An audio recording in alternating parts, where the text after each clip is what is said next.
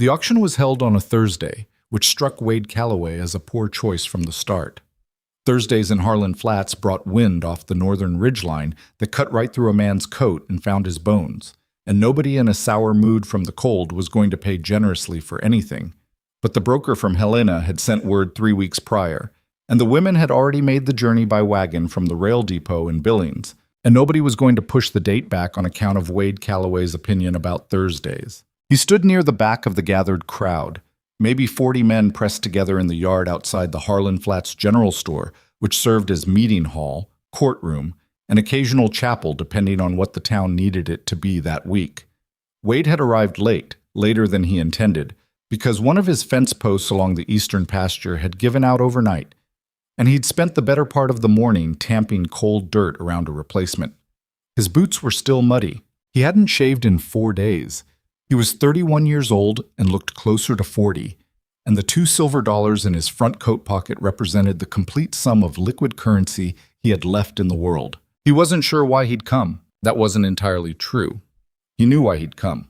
His neighbor Carl Ebert had told him about the auction 2 weeks back, said a man named Brentwood out of Helena had been brokering these arrangements for going on 3 years now, matching frontier ranchers with women who wanted a fresh start out west. Carl had found his own wife this way, a steady woman named Dorothy who could stretch a pot of beans further than anyone Wade had ever seen, and Carl swore by it. "You need help out there, Wade," Carl had said, not unkindly. "That ranch is going to eat you alive if you try to run it alone." Carl wasn't wrong. The Double C, what Wade's father had called it, a name that felt more hopeful than the land warranted, was 340 acres of decent grazing ground and rocky hillside in the Yellowstone River Valley, and it was losing money in the quiet, steady way that eventually broke a man. The drought, the past 2 summers had thinned the herd. 3 of his hired hands had quit for better wages at the Crow operation to the north. The roof on the main house leaked in 2 places, and Wade had patched them with tar paper and a prayer that hadn't held. He needed help. He needed someone willing to work. He wasn't under any illusions about romance. The broker Brentwood stood on an overturned feed crate, a wide man in a brown suit with a gold watch chain he kept touching like it might disappear. He had the practiced voice of a man who'd sold things his whole life: livestock, parcels, promises. There were 7 women total, and the first 5 went quickly. A sturdy widow from Ohio who could cook and had experience with cattle. A young woman from Pennsylvania with a brother already settled in the territory. A schoolteacher from St. Louis who went for $38 to a cattleman from Billings who kept tugging at his collar. The crowd was getting restless by the time Brentwood called the 6th woman forward. Wade heard the laughter before he saw her. It started as a murmur at the front of the crowd, a suppressed sound, the kind men make when they're trying to be polite and failing. And then it spread backward through the gathered ranchers and farmhands and storekeepers until it wasn't suppressed at all. It was open, ugly. The kind of sound a crowd makes when it decides something is funny and doesn't much care whether it's cruel. Mabel Rowan stepped forward onto the cleared space in front of the feed crate. She was 26 years old, though she looked younger in the face, with dark brown hair pinned back from a round face that might have been pretty once, or might have been pretty still if you looked long enough to let it settle. She was heavy, not merely stout, but genuinely large, the kind of size that wasn't going to be hidden by the dark wool dress she wore. She walked with her chin up, which Wade noticed, but her hands were twisted together at her waist, which he also noticed. "Miss Mabel Rowan," Brentwood announced, trying to keep his professional tone over the noise. "Age 26, from Decatur, Illinois. Former schoolteacher, good health, good constitution, strong work ethic." "Strong constitution, that's one way to say it," someone in the crowd shouted, and a fresh wave of laughter rolled through. Mabel's chin stayed up, her hands tightened. Wade watched her face while the men around him snickered. She wasn't looking at the crowd. She was looking at a point somewhere above and beyond all of them. The ridgeline, maybe, or just the clean gray sky. Her jaw was set in a way that looked like it was costing her something to hold it there. "Who'll open the bidding?" Brentwood called out. $5 to start, gentlemen. $5 for a hard-working young woman who—" Silence. Not quiet. Silence. The crowd went from laughter to nothing in the space of 3 seconds, the way people do when a joke has run its course and they realize they need to look somewhere else. A few men shuffled their feet. One man near the front, a rancher named Gus Fleischer, who Wade had done business with twice and liked not at all, turned and made a face at his neighbor that said everything without words. $3? Brentwood tried. Nothing. Wade didn't think about it. He'd like to say he thought about it, that he weighed his circumstances and made a considered decision. But that wasn't what happened. What happened was that he watched Mabel Rowan's jaw tighten one more degree and her chin drop exactly one fraction of an inch. Not all the way, not enough that the crowd could claim they'd broken her, but enough that Wade could see what it was costing her to stand there. And he opened his mouth. $2, he said. The crowd turned, 40 men looking at him. $2, he said again, louder. Brentwood blinked. Sir, the standard opening, $2 is what I've got, Wade said. It's silver, not script. Take it or don't. More laughter, different in quality than before, aimed at him now, which he found he preferred. Let them laugh at him. He'd been laughed at for less. Going once at $2, Brentwood said, his professionalism reasserting itself. Going twice. He paused, but nobody in the crowd was inclined to outbid a man who clearly had nothing. Sold. Wade made his way through the crowd. Men moved aside for him with that particular frontier courtesy that doesn't bother pretending to be warm. He heard comments on his way through. Desperate, must be. Couldn't afford better. Well, he got what he paid for. He ignored them the way he'd learned to ignore flies. He stopped in front of Mabel Rowan. She was an inch shorter than him, and she looked at him with dark eyes that were assessing him thoroughly and without flattery. Wade Calloway, he said. I've got a ranch about 11 miles out. I know who you are, she said. Her voice was even. You're Carl Ebert's neighbor. He bought Dorothy Sims at one of Mr. Brentwood's arrangements in Billings 2 years ago. He hadn't expected that. You know Carl? I know Dorothy. We corresponded. She told me about the territory. She paused. She didn't mention you specifically. Well, Wade said, he wasn't sure what to follow that with. My wagon's around the side. We can head out before the wind picks up, if you're ready. I have a trunk. I've got a wagon. She looked at him for another moment, that same thorough, unflattering assessment, and then she nodded once, like she'd concluded something. All right, Mr. Calloway. Behind them, Brentwood was already moving on to the seventh woman. The crowd had already forgotten about Mabel Rowan. Wade picked up her trunk, which was heavier than he expected, and led the way to the wagon without looking back at any of them. They didn't talk much on the ride out. The wind Carl had said was coming arrived about 2 miles from town and hit them broadside, and Wade pulled his collar up, and Mabel pulled a wool blanket from her bag and wrapped it around her shoulders, without being asked and without complaint. The road was rutted from the last freeze, and the wagon bucked and swayed, and neither of them pretended it was comfortable. It wasn't until they crossed the second creek crossing, a shallow run that was getting narrower every year the drought continued, that Mabel spoke. What happened to your hands? He glanced down at the reins. His knuckles were split from the cold and the fence post work, and there was dried blood across 3 of them. He'd forgotten about it. Fence repair this morning, he said. You should clean those tonight. Skin cracks like that, this time of year they get infected. Yes, ma'am. I'm not a ma'am. No, he agreed. I don't know what to call you. Mabel is fine. She looked out at the landscape. The valley floor was brown and flat, the hills to the north still holding snow at their tops. How many head do you run? Currently, about 90, had 140 before the summer. What killed them? Drought, mostly. The creek that feeds the north pasture went dry in August, and I had a hand mismanage the supplemental feed allocation, spread it too thin over too many animals instead of keeping the best ones viable. She was quiet for a moment. Who's doing the books? I am. When did you last have them current? He thought about it. September, maybe. October at the latest. October? She didn't editorialize further, which he was grateful for because the truth was he hadn't looked at the books since October, because looking at the books made the numbers real, and the numbers were something he was not prepared to face at full clarity. The double C came into view as they crested the low hill above the valley.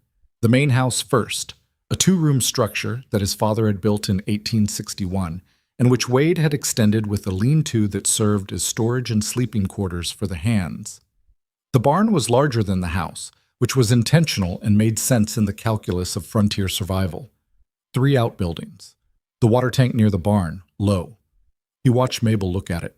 He'd learned something over the years about the way people looked at the double C, the ones who saw the work in it, the cleared ground, the built fences, the basic solidity of the structures. Those were the people worth knowing. The ones who saw only what was missing, what was broken, what wasn't finished. Those were the ones who'd be gone by spring. He couldn't read which one Mabel was. Her face was quiet. "The north fence needs attention," he said, feeling the need to acknowledge something. "And the roof has 2 patches that aren't going to hold through a heavy snow." "Which part of the roof?" "Above the back room. South-facing slope, there's a section of shingles that—" "Show me tomorrow," she said. "Tonight I'd like to see the kitchen, and the cellar, if there is one." "There's a cellar." "Good." She looked at the ranch for another moment. "It's workable," she said finally. He'd had a lot of people say kinder things about the double C and meant less by it. He flicked the reins and brought the wagon down the hill. She slept in the lean-to the first night, which he'd cleared and laid fresh straw for, and he went to bed in the main house listening to the wind work at the tar paper patches and thinking about the 2 silver dollars he no longer had and wondering what exactly he had done. He'd been practical about it, or tried to be. He needed someone to help run the ranch. She was willing to work. That much seemed clear. She wasn't going to drain resources or complain about the conditions, or at least she hadn't yet. He hadn't thought about much beyond that. He hadn't thought about what the men in town would say, though he could guess. He hadn't thought about how Mabel Rowan herself might have been thinking about the arrangement, what she'd been hoping for, what she'd given up in Illinois to make the trip out here. He hadn't asked, and he should have. That was a failure of basic courtesy, and he knew it. He was still thinking about it when he heard movement in the kitchen. He lay still and listened. Not alarmed. He'd heard rats move through the kitchen before, and this wasn't the sound of a rat. It was careful, deliberate human movement, the sound of someone learning a space in the dark. A drawer opened quietly and was closed. Something was set down on the wood surface of the kitchen table with a soft, precise placement. He got up. Mabel was at the kitchen table with a candle and his account book open in front of her. She had a pencil in one hand and a second candle to her left. She was wearing a heavy nightgown and had her hair down, which made her look younger, and she looked up without apology when he appeared in the doorway. "I couldn't sleep," she said. "So you decided to review my finances. I found the ledger on the shelf. I should have asked first." She didn't look particularly sorry about that. "Do you want me to stop?" He looked at her. The candle threw shadows across the account book pages, which he had been deliberately not opening since October. "What does it say?" he asked. She was quiet for a moment. The wind pushed at the walls. Outside, one of the horses in the paddock moved and was still. "You're not ruined," she said carefully. "Not yet, but you're close enough that another bad year would do it. Your debt to the Harlan Flats Mercantile is 3 months behind. You owe the Billings seed supplier for last spring's order. And you've got a note with the Territorial Land Office."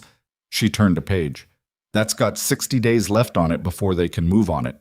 He pulled out a chair and sat down across from her. "I knew most of that. Knowing it and looking at it aren't the same thing." She said it without cruelty, just as fact. "May I keep reading?" "You're already reading. I'm asking properly now." He waved a hand. "Go ahead." She turned pages.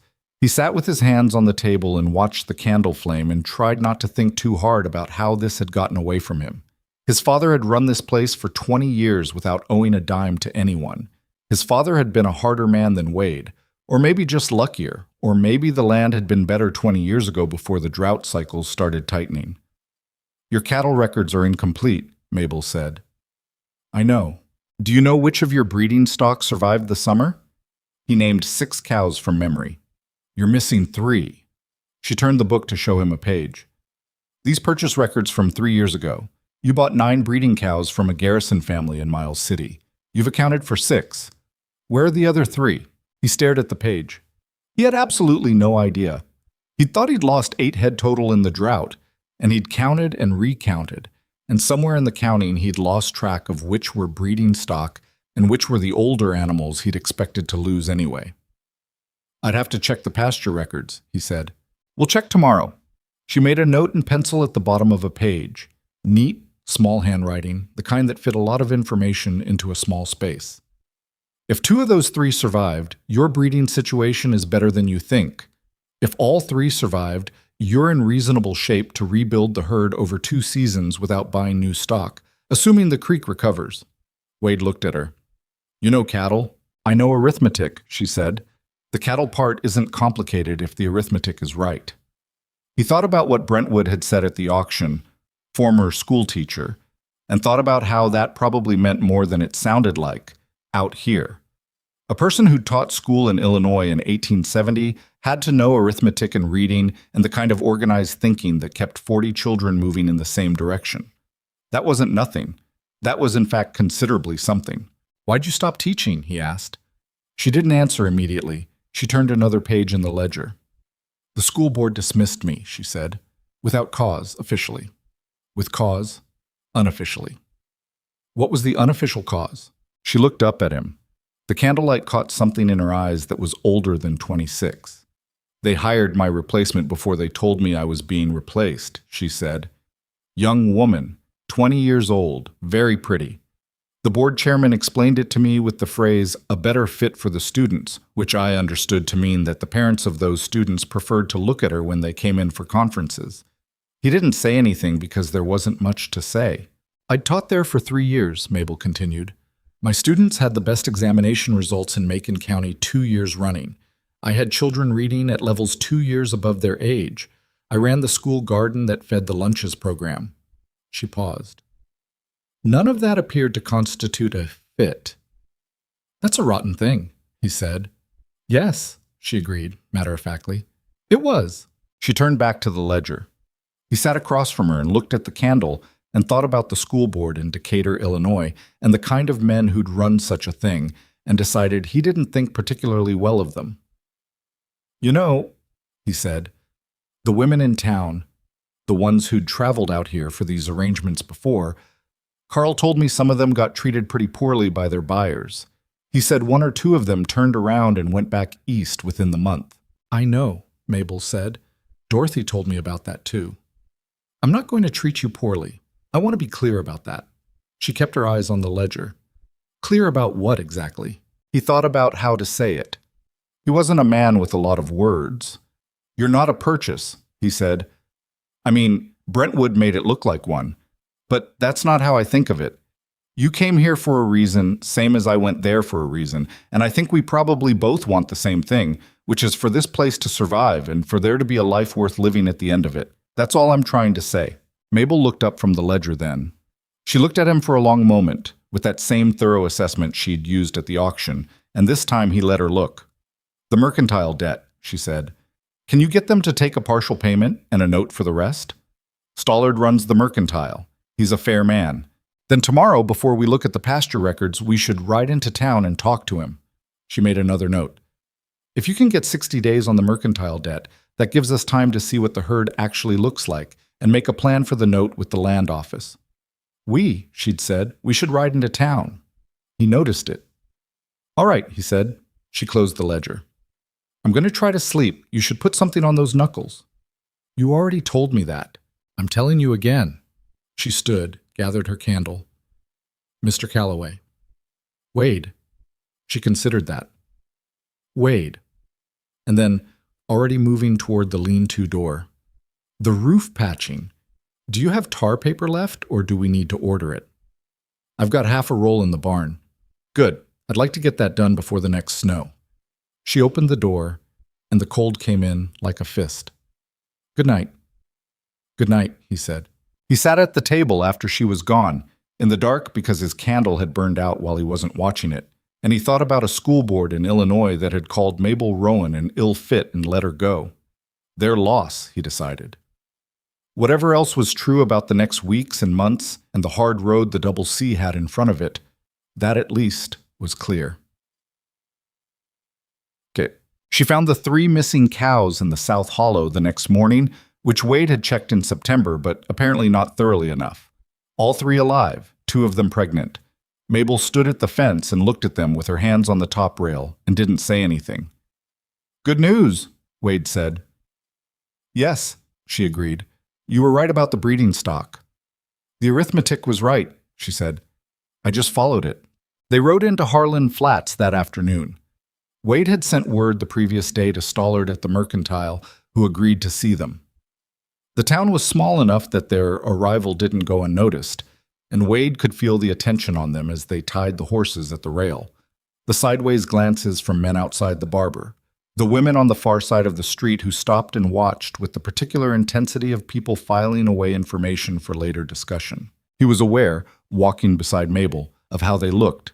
He'd thought about it on the ride in and come to the conclusion that he didn't much care, and then reconsidered and understood that it was easy for him not to care because he wasn't the one who'd been laughed at. She was walking with her chin up again. He'd started to understand that the chin-up was a practiced thing, a piece of armor she'd built and relied on, and it had served her well enough to get her this far. Stollard was a compact, red-faced man of around 50, who ran a meticulous store and had 3 daughters and no sons, and had managed to remain neutral in most of the territorial disputes that ran through Harlan Flats like weather. He looked at Mabel when they came in and looked at Wade, and whatever he was thinking, he kept it off his face. "Calloway," he said, "sit down." They sat at the small desk Stollard kept behind the counter for business dealings, and Mabel opened the ledger she'd brought from the ranch. Wade watched Stollard's eyebrows rise slightly as she laid out the account numbers, their position with the Mercantile, their plan for the cattle, the timeline for the land office note, the realistic projection for spring income if the breeding stock delivered clean. "You're looking at a tight spring," Stollard said. "Yes," Mabel said, "but it's achievable with 60 days grace on the Mercantile balance. And if you'll allow us, I'd like to propose that we settle the current balance with 40 cents on the dollar in cash today." She nodded at Wade, who produced the necessary coin from the small reserve they'd pooled, a painful exercise. "And a note for the remainder at 5 months, no interest." Stollard looked at the coin. He looked at the ledger. He looked at Mabel. "You draw these numbers up yourself?" "Yes." "Wade, where'd you find her?" "Brentwood's auction," Wade said. "Thursday." Something moved across Stollard's face that wasn't quite a smile. "I heard about that," he said. He looked back at the ledger and was quiet for a moment. Then he looked up at Mabel. "I'll take your offer. 40 cents today and a 4-month note. 4 months, not 5, at 2%. 2% is higher than I'd like," Mabel said. 2% is lower than I'd usually go," Stollard replied. "Meet me in the middle, and I'll say 2% and throw in a sack of cornmeal." Mabel looked at him. "Done," she said. "And I'd appreciate a pound of salt pork if the cornmeal's on the table." Stollard laughed, a short, genuine sound. "You've got nerve, I'll give you that." "I've got a ranch to run," she said. "Nerve is cheaper than most of what I need." They shook hands across the desk, and Wade noticed that Stollard shook Mabel's hand with the same directness he used with Wade. Not differently, not with any of the performative handling that some men used when they remembered a woman was involved in a transaction. He filed that away as something worth knowing about Stollard. On the way out, they passed Gus Fleischer from the auction. He was coming in as they were going out, and he looked at Mabel with the same sour amusement he'd had on his face in the crowd. And then he looked at the sack of cornmeal under her arm and the satisfied set of her jaw, and something in his expression shifted, not into warmth or respect, not yet, but into something that was at least paying attention. Wade held the door open. Mabel walked through it with her chin up. That night, after the horses were settled and the evening meal cleared, she cooked, better than he did, efficiently and without fuss. She sat at the table with paper and ink and wrote something for a long time. He asked her what it was. "A letter to the billing seed supplier," she said, "explaining our payment situation and proposing a settlement arrangement. Also a letter to the Territorial Land Office acknowledging the note and establishing good faith communication. You think that matters? Good faith communication?" She dipped the pen and continued writing. "When you're in debt and you need more time, the single most important thing you can do is make the people you owe money to feel that you're not hiding from them. Hiding from debt makes people angry. Acknowledging it makes them feel respected. Respected people are more likely to give you the time you need." He sat back in his chair and considered that. Outside, the wind had gone quiet for the evening. One of the new calves from the South Hollow, they'd brought them up to the paddock, was audible in the thin night air, a soft, irregular sound. "You know a lot for someone who says she only knows arithmetic," he said. Mabel kept writing. I know what I've had to learn, she said. That's different. He watched her write for a while. The lamp threw a steady circle of yellow light across the table, and her hands moved with the kind of efficiency he was coming to recognize as characteristic. No wasted movement, no second guessing. She wrote a line, read it, continued. The pen scratched on.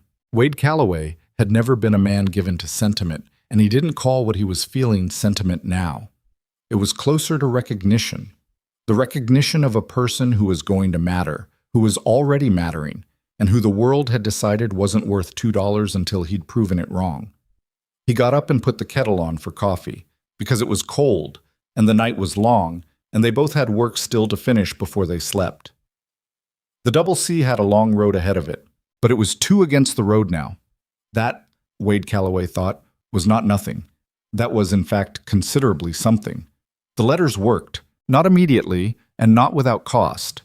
The billing seed supplier wrote back with a terse 2-line response that agreed to the settlement arrangement, but made clear they would not extend credit again until the full balance was cleared, which Mabel read aloud to Wade without editorial comment, and then folded and set in the correspondence file she had established on the second shelf of the kitchen cabinet. The land office response took 11 days and came back with marginally better news.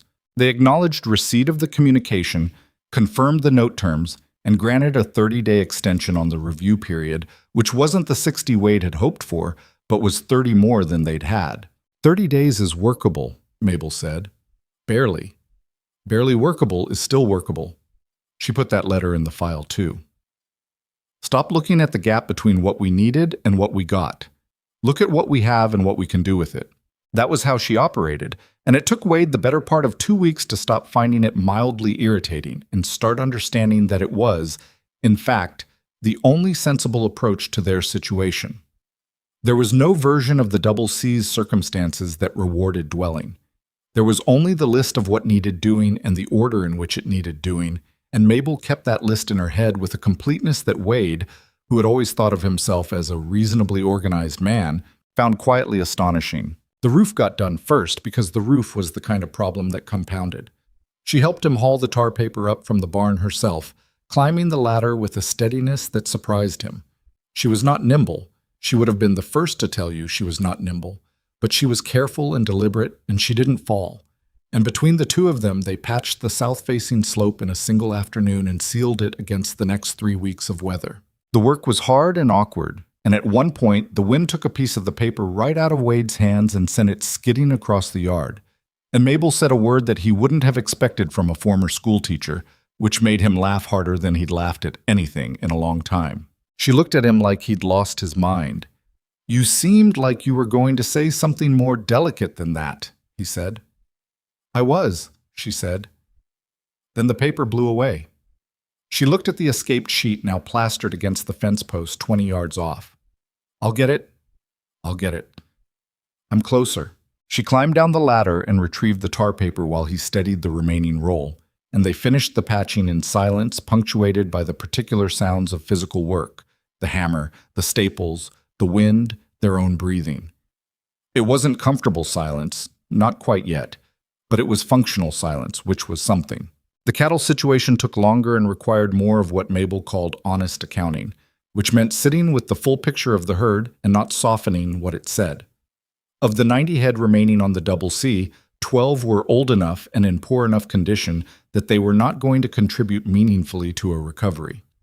That was a hard number to look at, because those 12 animals represented feed costs and grazing space that wasn't returning anything, and putting them down or selling them for salvage value was the kind of decision that felt like defeat, even when it was the logical move. "It's not defeat," Mabel said. "It's resource allocation." "That sounds like something you'd read in an accounting manual." "It probably is," she said.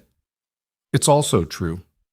She looked at the list she'd compiled from 3 days of walking the pastures. "These 4," she pointed to 4 names on the list. "You could sell to Fleischer. He's restocking his operation and he's been buying salvage animals. You won't get full price, but you'll get enough to clear part of the feed costs for the winter. Fleischer's been at every auction I've ever lost money at. I'm not asking you to like him. I'm asking you whether selling 4 head to him at salvage price is a better outcome than feeding them through winter and losing them in spring anyway." He thought about it. I'll send word tomorrow. Good. She made a mark on the paper. That was how most of their planning conversations went. Him, with a reason to resist the harder choice. Her, with a reason to make it anyway, both of them arriving eventually at the decision that needed to be made. He noticed that she never pushed him past the point of his own understanding. She laid out the arithmetic and stepped back. The decision, every time, she left to him. He wasn't sure if that was respect or strategy or both, but it worked. Fleischer came out 3 days later. He was a man who wore his skepticism on his face like a weather condition, permanent and indifferent to your feelings about it. And he looked at the 4 animals with the critical eye of someone who knew what he was buying and intended to pay as little for it as possible. He looked at Mabel once, when he arrived, the same sidelong look he'd given her in the mercantile, and then he looked back at the cattle and didn't look at her again, which meant he wasn't prepared for her when she spoke. "The near one's got a sound back leg," she said, coming up beside Wade at the fence rail. "She's older, but she's calved 3 times, and they were clean calvings. If you're looking to stretch the value, that one earns her feed." Fleischer glanced at her. "I didn't ask your assessment." "No," she agreed pleasantly. "But you're going to pay for these animals anyway, and whether you make a good choice or a bad one with the money is your business, so I'll stop there." Silence. Fleischer looked at the cow with the sound back leg. He walked the length of the fence. He came back, 60 cents ahead for the 3, 80 for the old cow. 70 for the 3, $1.10 for the cow, Mabel said. Wade kept his expression still. Fleischer looked at her for a long moment. 75 for the 3 and $1 for the cow. "Done," she said. After Fleischer left with his animals and his money, Wade stood at the fence for a while. "You enjoy that," he said. "A little," she admitted. "Is that bad?" "No. He'd have paid me 60 and 60, and I'd have taken it." She shrugged, and he saw something in it that wasn't quite confidence and wasn't quite embarrassment. The awareness of a person who knows they're good at something they weren't supposed to be good at, in a world that had told them repeatedly what they were and weren't allowed to be. "I know numbers," she said again, the same phrase she'd used before. "I've always known numbers. It's not complicated once you stop being afraid of them." He turned and looked at her. "You weren't afraid of Fleischer either." "I faced worse than Gus Fleischer." He believed her. He believed her with a certainty that had been building since the first night at the kitchen table, since the account book and the canceled letters and the tar paper on the roof, since every morning that he came out to find her already in the barn or the garden or the paddock, doing the work without complaint and without the particular neediness he'd privately feared. The need to be constantly acknowledged, constantly thanked. She did the work because the work needed doing. That was all. The town's opinion of her was slower to shift. Harlan Flats was not a cruel place, exactly.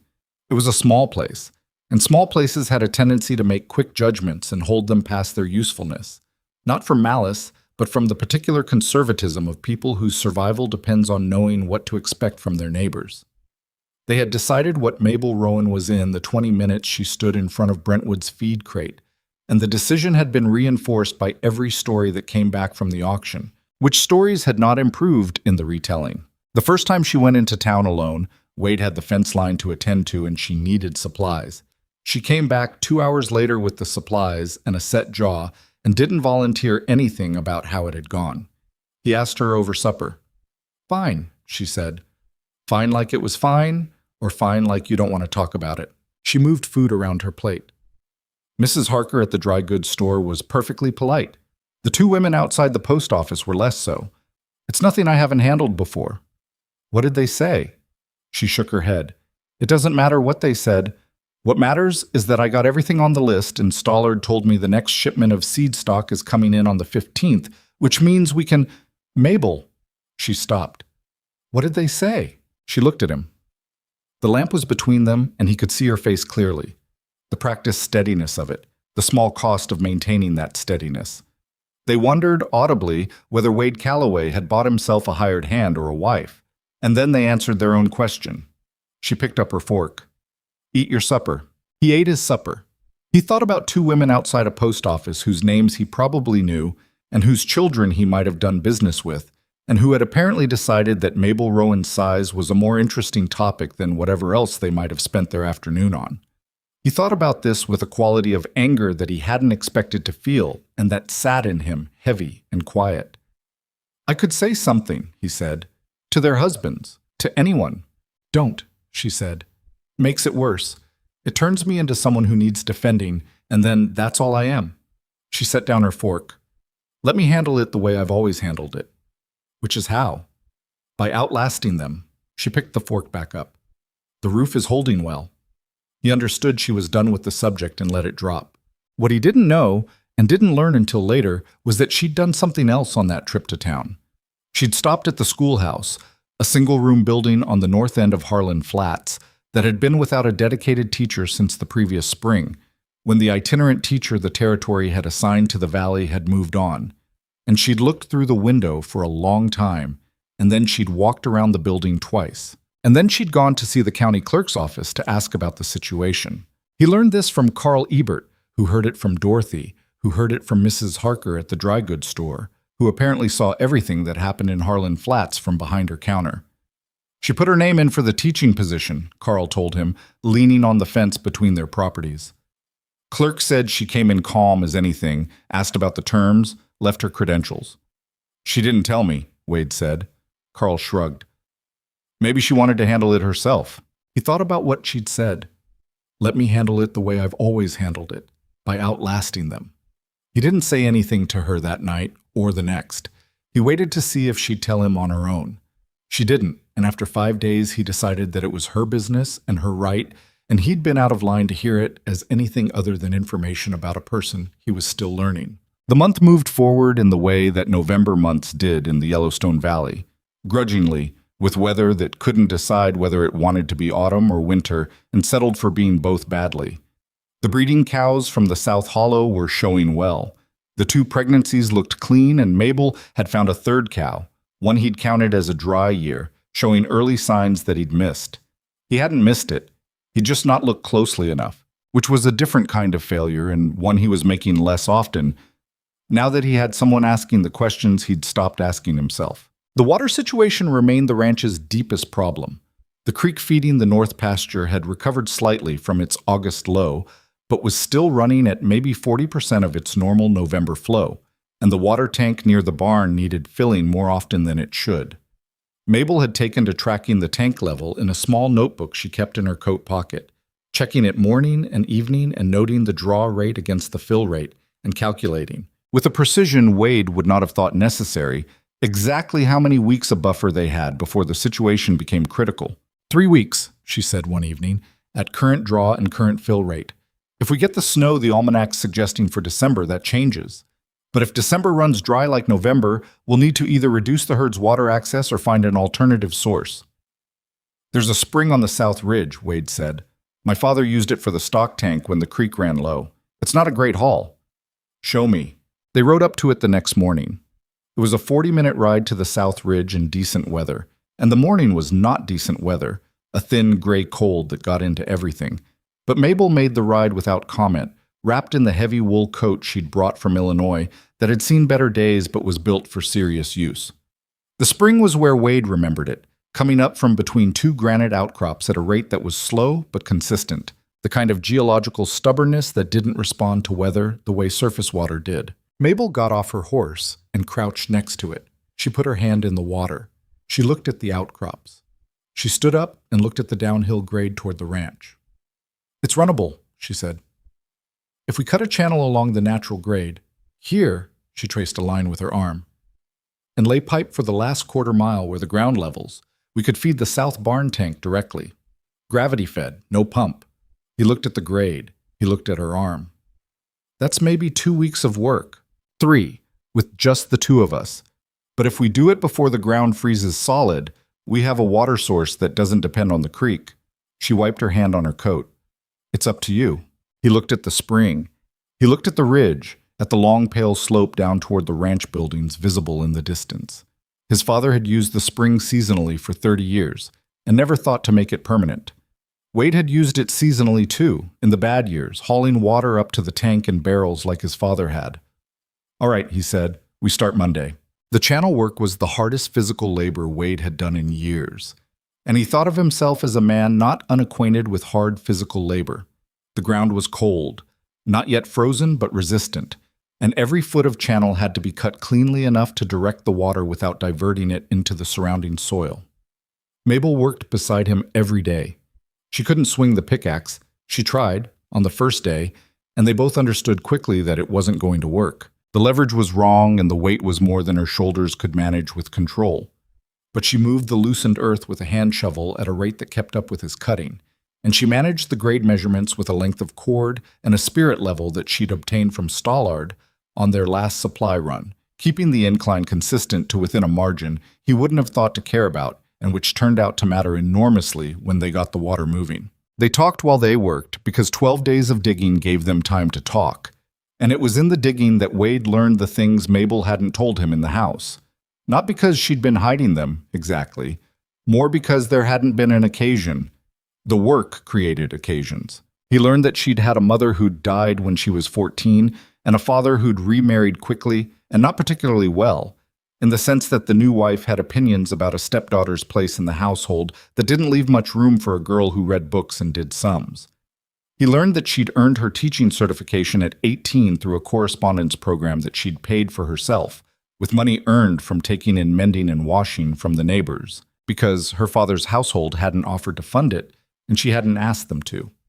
He learned that the school in Decatur had been the first place in her adult life she'd felt, for 3 years, that she was doing exactly what she was supposed to be doing, and that the board's dismissal had hit her not just as an injustice, but as a particular kind of loss.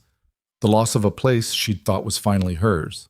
He told her some things too, though he told them in smaller pieces and had to be prompted. He told her about his father, who had been a fair man but not a warm one, and the way that combination had shaped him in ways he was still sorting out. He told her that the Double C had felt like an inheritance he hadn't quite earned, that he'd spent 4 years trying to prove to a dead man that he could run it well, and had been, in the quiet accounting of it, failing. He didn't say that last part directly. He said it sideways, in the way men tend to say the true things, and she heard it the way she heard most things, completely, without making him feel the full weight of her attention until after he'd already said it. "You haven't failed," she said.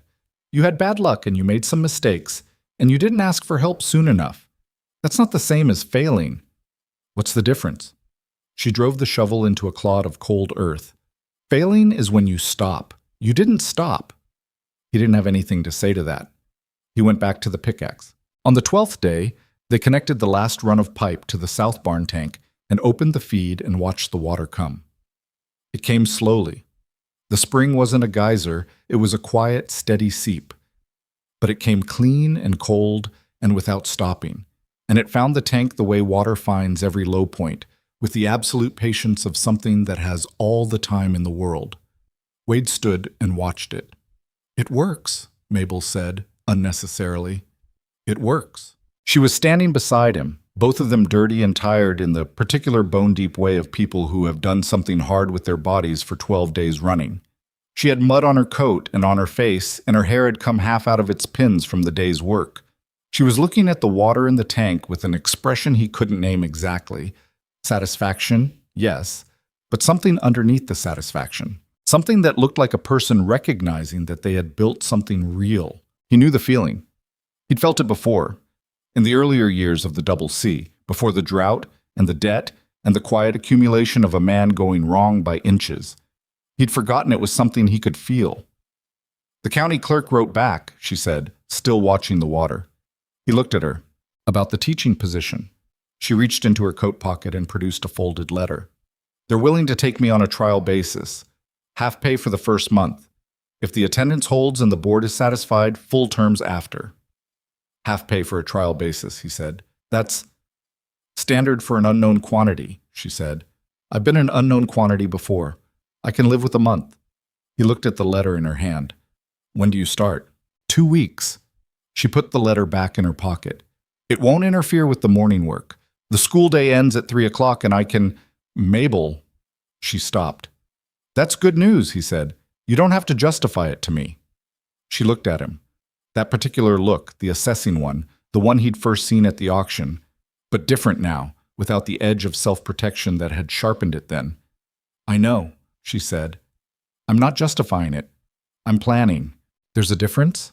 The corner of her mouth moved in a way he'd learned to recognize as the closest she usually got to a real smile. "Yes," she said, "there is." The water ran into the tank. A horse in the barn moved toward the sound of it, the way horses do when they understand something has changed for the better. The cold afternoon light was going gray at its edges, pressing toward evening, and the work was done and the water was running and the ranch was still standing. 3 weeks later, Mabel Rowan walked into the Harlan Flats schoolhouse at 8 in the morning with a roll book and a lesson plan and a piece of chalk, and by 9 o'clock she had 14 children quiet in their seats working on an arithmetic problem that none of them had seen before. And by 3 o'clock she had 2 parents waiting outside who hadn't expected to be surprised by anything in that schoolhouse, and were. She came home that evening and made supper and told him the attendance count and the names of the children who were behind where they should be and what she planned to do about it. She was tired. He could see it in the way she held her shoulders. But she was the other thing too, the thing underneath the satisfaction, the thing he'd seen at the water tank. He recognized it more clearly now. It was what a person looks like when they're where they're supposed to be. That night, over the remains of supper, Wade said, "The 2 women outside the post office." Mabel looked up. "One of their kids was in your class today, wasn't it?" She was quiet for a moment. "Both of them were." He nodded and said nothing else. She didn't either. The dishes needed washing, and the morning would come early, and the north fence still had a section that needed attention before the next hard freeze. There was always more work. There was always more work on a ranch, and it never waited for you to be ready. And 2 months ago, Wade Calloway had driven a wagon into Harlan Flats with $2 silver in his pocket, and no clear plan beyond surviving the next season. What he had now was something harder to name and considerably more valuable. He was starting to understand that, but he hadn't gotten there yet, not fully. And the ranch hadn't gotten there yet either, and there were people in the territory who intended to make sure it didn't. He just didn't know that yet. Garrett Crow came to the Double C on a Tuesday in early December, which was a calculated choice. Tuesday was market day in Harlan Flats, which meant most of the ranchers in the valley would be in town, which meant there would be no one around to see how a conversation went or how a man responded to it. Wade had stayed back that week. One of the pregnant cows was close, and he didn't want to leave the barn unattended. And he was in the paddock working a young horse on a lead when Crow's wagon came down the track. He'd seen Garrett Crow at a distance before. Most people in the valley had. Crow ran the largest cattle operation in the territory north of Billings, 6,000 acres, according to the talk, though the actual number varied depending on who was telling it and what they thought of Crow. He was 50-something, built like a man who had once been physically powerful and had since converted that power into something more economical. All of it concentrated now in the way he moved and looked at things. He had 2 riders with him in the wagon, which Wade noticed and filed away. "Calloway?" Crow said, climbing down. He didn't wait to be invited. "Nice little spread." The word little was doing work in that sentence, and both men knew it. "Mr. Crow," Wade said. He kept the horse on the lead. "What brings you out here?" "Neighborly visit." Crow looked around the property with the particular attention of a man appraising something he's considering purchasing. His eyes went to the barn, to the south tank, to the fence line along the east pasture. He looked at all of it the way you'd look at a piece of furniture someone was about to sell you at a price you already thought was too high. "Been meaning to come out for a while, just getting around to it." "You've got a lot of ground to cover," Wade said. 6,000 acres keeps a man busy." Crow smiled. It was the practiced smile of someone who had learned that smiling put other men at ease and had used that knowledge for a long time. "About that, he said. "That's actually something I wanted to discuss with you, man to man." He glanced at the 2 riders who had stayed with the wagon. "I've been looking at expanding the northern boundary of my operation. Makes sense geographically. The creek drainage from this valley feeds into my east pasture anyway, and running one consolidated operation is more efficient than 2 separate ones butting up against each other." Wade held the horse's lead and said nothing. "I'm prepared to make you a fair offer for the Double C," Crow said. "Better than fair. Market value plus 30% given the inconvenience of relocation. You'd walk away from here with enough to start clean somewhere else, somewhere that hasn't had the kind of rough years this valley's been seeing." The horse moved and Wade checked it with a light hand on the lead. He was thinking about the phrasing Crow had used. The kind of rough years this valley's been seeing? That was a specific choice of words from a man who would have known perfectly well that the rough years in this valley had been selective. The drought had been real, but the Double C's worst problems had not been natural. They had been financial, and several of them traced back to decisions made before he'd understood how the territory's commerce worked. Back when he'd been buying feed and seed through a supplier in Miles City who'd turned out to be buying it wholesale from Crow's operation at an inflated rate he'd been too inexperienced to recognize. He hadn't been able to prove that. He still couldn't. "I'm not looking to sell," Wade said. Crow nodded slowly, like he'd expected this answer and wasn't troubled by it. "I understand the attachment. Your father built this place. That means something." He paused. "But attachment doesn't fix a water situation. And that note with the land office, what, 60 days, 40? Those numbers have a way of coming due." Wade looked at him. "You've been looking at my land office file." "Public record," Crow said pleasantly. "Anyone can look." That was technically true. It was also a message, stated plainly enough that it didn't need translating. "I know your position, I know what you owe and when you owe it. I'm giving you the opportunity to leave before the math does it for you." "Like I said," Wade said, "I'm not selling." Crow held the smile for another second, then let it go. Not into hostility, just into neutrality, the blank expression of a man resetting his approach. He looked around the property one more time, taking his time about it. "Well," he said, "my offer stands. You change your mind, you know where to find me." He turned back toward the wagon, then stopped and turned back. "Seems like you've been making some improvements out here. That water channel up the South Ridge, that's smart work. Shame to put all that effort in and then have to leave anyway." He climbed back into the wagon and his two riders turned it around in the yard, and they went back up the track without hurrying, the way men go when they've said what they came to say. Wade stood with the horse and watched them go. "Atrox." He told Mabel that evening. He told it straight, without dramatizing it, the way he told her most things now. The facts of it, and the facts of what he'd understood underneath the facts. She listened from across the table with her hands around a coffee cup, and when he finished, she was quiet for long enough that he thought she might be deciding how worried to be. "He knows about the land office note," she said. "Yes. And the water situation from before we built the channel. He may not know about the channel yet. He saw it from the yard, but he knows," she said. "Men like Crow always know what's happening on the land around them. That's how they got to 6,000 acres. She turned the coffee cup. "Did he threaten you directly?" "No. Everything he said was completely reasonable on the surface." "That's worse," she said. "Direct threats give you something to respond to. Reasonable-sounding pressure just sits there and accumulates." Wade leaned back in his chair. "He knows about the land office note. He thinks we're going to fold before spring, and he's offering to buy us out before we do." "He's not wrong about the note," she said. "We've got 32 days. I know how many days we have." "Then you know we need to retire it or extend it before he's right about us." She stood and went to the cabinet where she kept the correspondence file. She'd been maintaining it with the same meticulous consistency she'd brought to everything else, every letter in or out, dated and filed, every agreement documented. She pulled out the land office file and opened it on the table. "The extension they gave us is up on January 14th. If we can make a partial payment, even 30% of the note, and show documented income projection for the spring, they have discretion to roll the remainder into a new term." 30% of the note, Wade said. He did the math in his head. "That's about $40. 43. He thought about the cash position of the Double C, which had improved since November, but not by enough. "We've got $22 put aside." "I know." She sat back down. "I've been thinking about this since before Crow showed up because the note date hasn't changed. My teaching pay for November and December comes to $18. Combined, that's $40. He looked at her. "That's your pay. It's our ranch." "Mabel, don't." She said it quietly but definitely. "Don't make it complicated. It's arithmetic. We need 43 and we have 40. We're $3 short, which is a manageable gap. Carl Ebert would lend us $3 without being asked." He sat with that for a moment. She was right about Carl. She was right about all of it. What was making him uncomfortable wasn't the plan itself.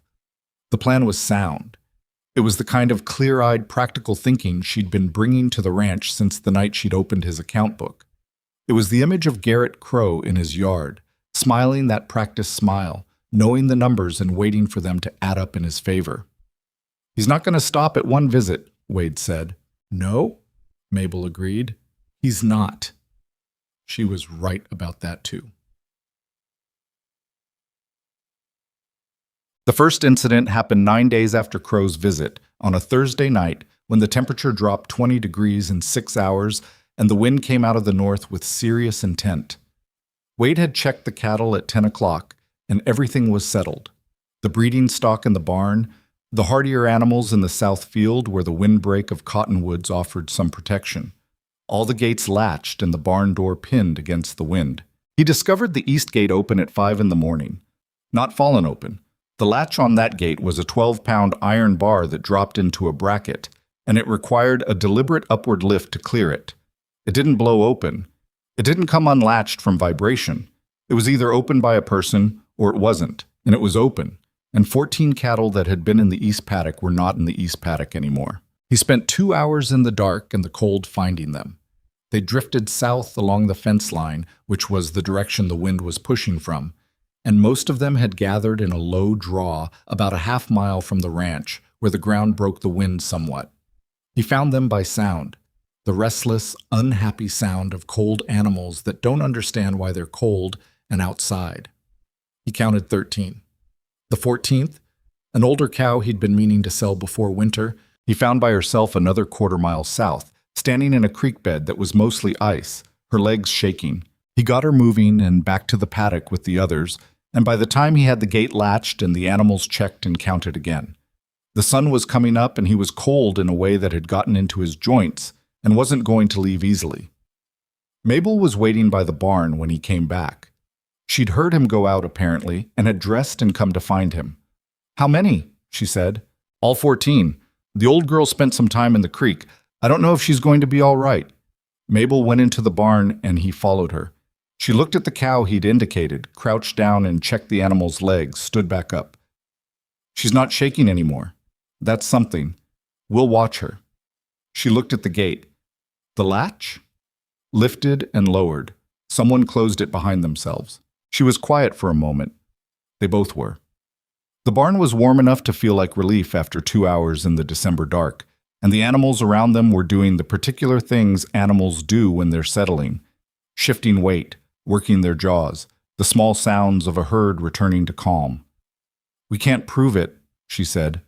"No. But we both know." He nodded. There were other possible explanations.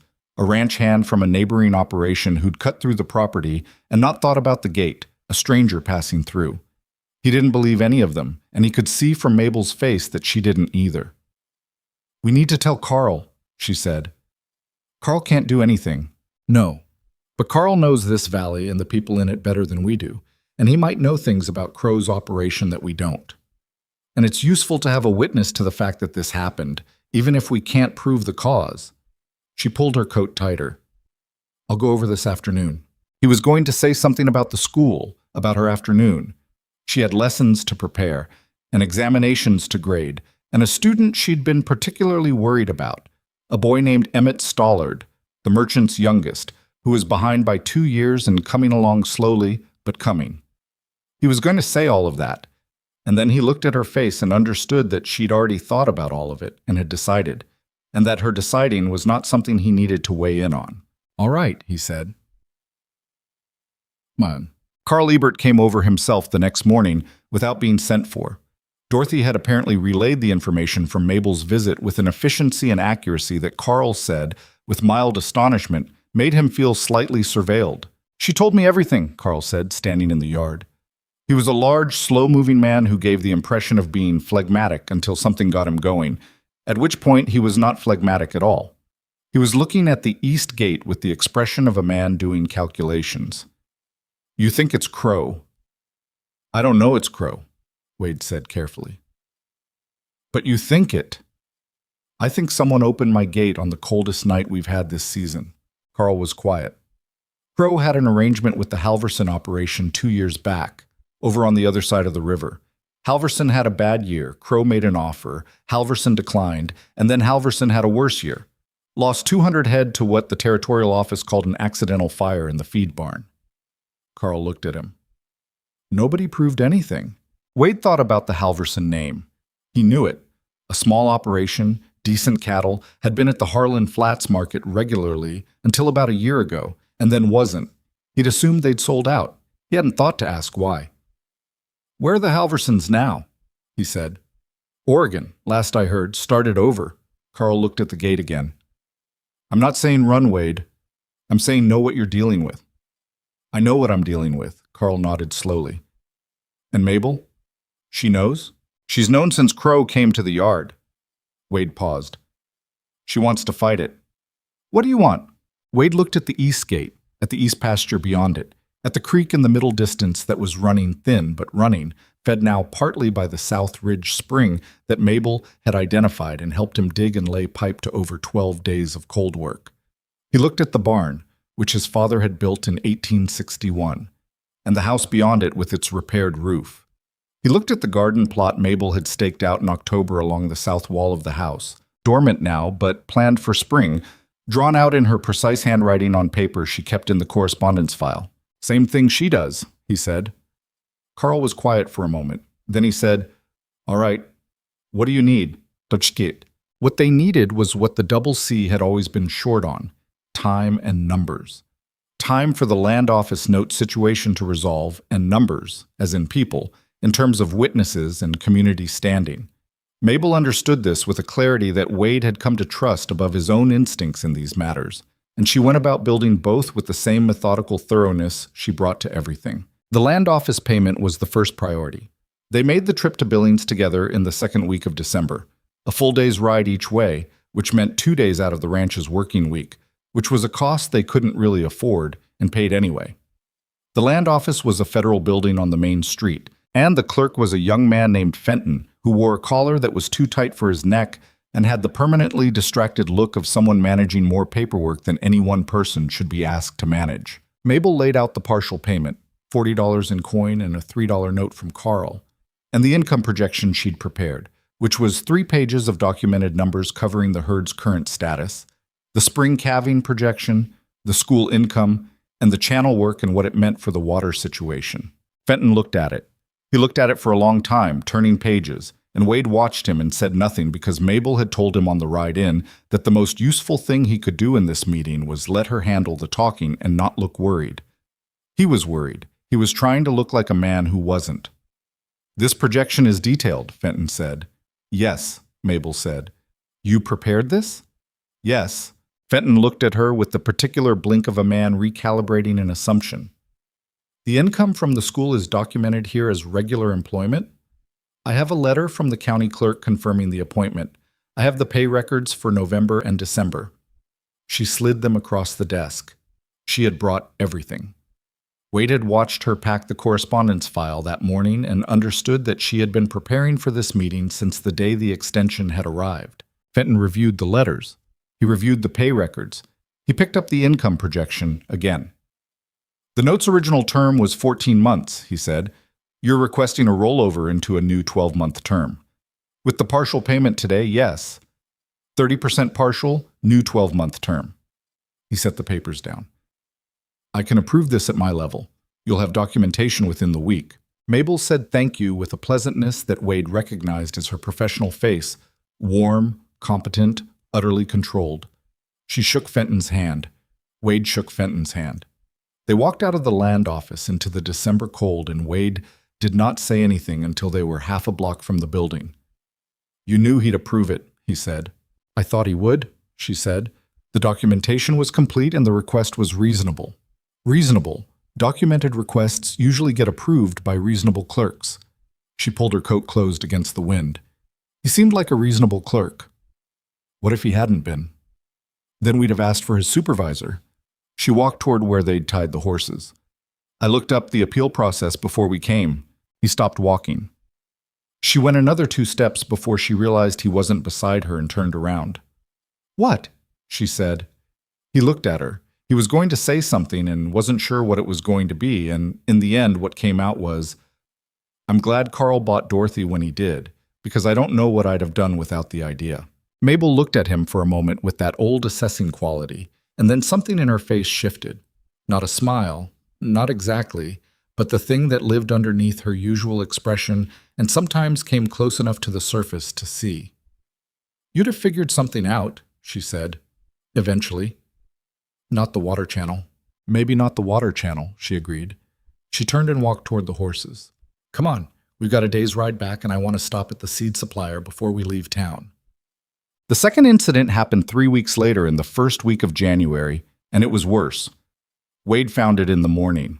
The south feed storage, the lean-to outbuilding where they kept the winter hay and the supplemental grain. The door was latched, as he'd left it, but when he opened it, the smell hit him first. The particular sharp, wrong smell of feed that had been contaminated. He stood in the doorway and let his eyes adjust, and then looked at what had been done. Someone had gotten into the building, not through the door, but through a gap in the back wall that the winter had worked wider, a place where 2 boards had separated at the base, and the gap was normally less than an inch, but had been worried open to 3 or 4. Worked from outside, deliberately. Through it, they'd introduced water. Enough water to soak the bottom third of the hay bales, which had then begun to freeze and in some places to mold, depending on what the temperature had been doing at the time. He stood in the doorway and looked at it and felt the particular cold that is not about temperature. They lost about 40% of the stored hay. The grain was in sealed bins and was untouched. The hay loss was serious, not catastrophic, not if they bought replacement supply and rationed carefully. But buying replacement hay in January meant paying January prices, which were the worst prices of the year, and it meant a trip to Billings and cash they'd been holding back as buffer. He hadn't gone to get Mabel first. He'd gone in himself, assessed it, done the mental math on what they'd lost, and then he'd stood in the hay smell for a while doing the thing he'd been trying not to do, which was adding it up. The gate, which had been survivable. The feed, which was survivable, but would cost them. He was thinking about the Halverson operation and the feed barn fire that nobody had proved anything about, and he was thinking about what came after survivable, what the third incident would look like, and whether the Double C was built to survive 3. He was still standing there when Mabel appeared in the doorway. She looked past him at the ruined hay. He watched her face do what faces do when they receive bad news. The short, involuntary compression of the features, there and gone in 2 seconds, and then the working through of it, the visible process of a person getting their feet under them. "How much?" she said. He told her the estimate. "The grain? Fine." They sealed the bins. She walked into the building and examined the back wall and the gap and the marks on the frozen ground that told the story of how it had been done. He watched her crouch down and look at the gap without touching it. "I want to document this," she said, "before anything is moved or repaired. Do we have anyone who can come and look at it today? Someone the county would take seriously?" "Carl, Stollard, maybe. Get both of them." She stood up. "I want 2 witnesses to look at this wall and state what they see. In writing, if they'll do it." She looked at him. "We're not going to be the Halversons, Wade." He hadn't told her about the Halverson conversation with Carl. She'd apparently found out through Dorothy. "How do you know about—" "Dorothy told me," she said. "In October." She thought I should know what the valley was like. She looked at the ruined hay and the opened wall with an expression that had moved past the bad news phase and into something harder and steadier. "We're not going to be them. We're going to document everything, and we're going to make it impossible for this to happen without a record, and we're going to make enough noise that it becomes more trouble than it's worth. Crow has more resources than—" "I know what he has," she said sharply. Then quieter. "I know what he has.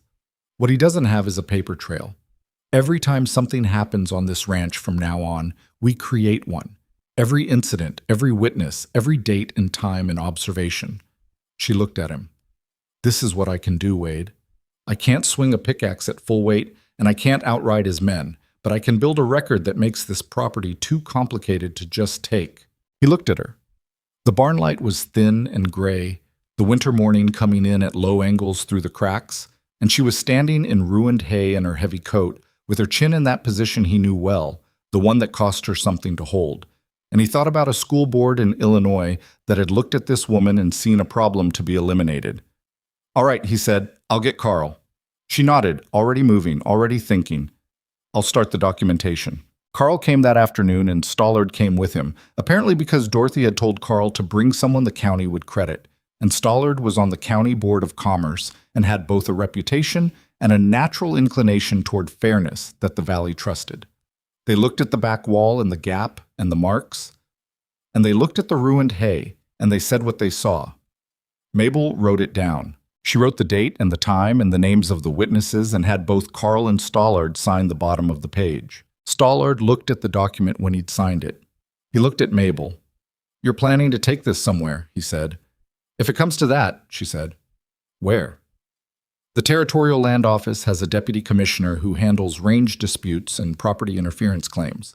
I wrote to his office 2 weeks ago explaining the first incident with the gate. This will be the second letter." Stollard was quiet for a moment. He had a way of going quiet that was different from most men's quiet. It was active, the silence of someone processing at speed. "You wrote to the deputy commissioner," he said, "after the gate. Someone needed to. And you didn't tell anyone." "I'm telling you now," she said. Stollard looked at Carl.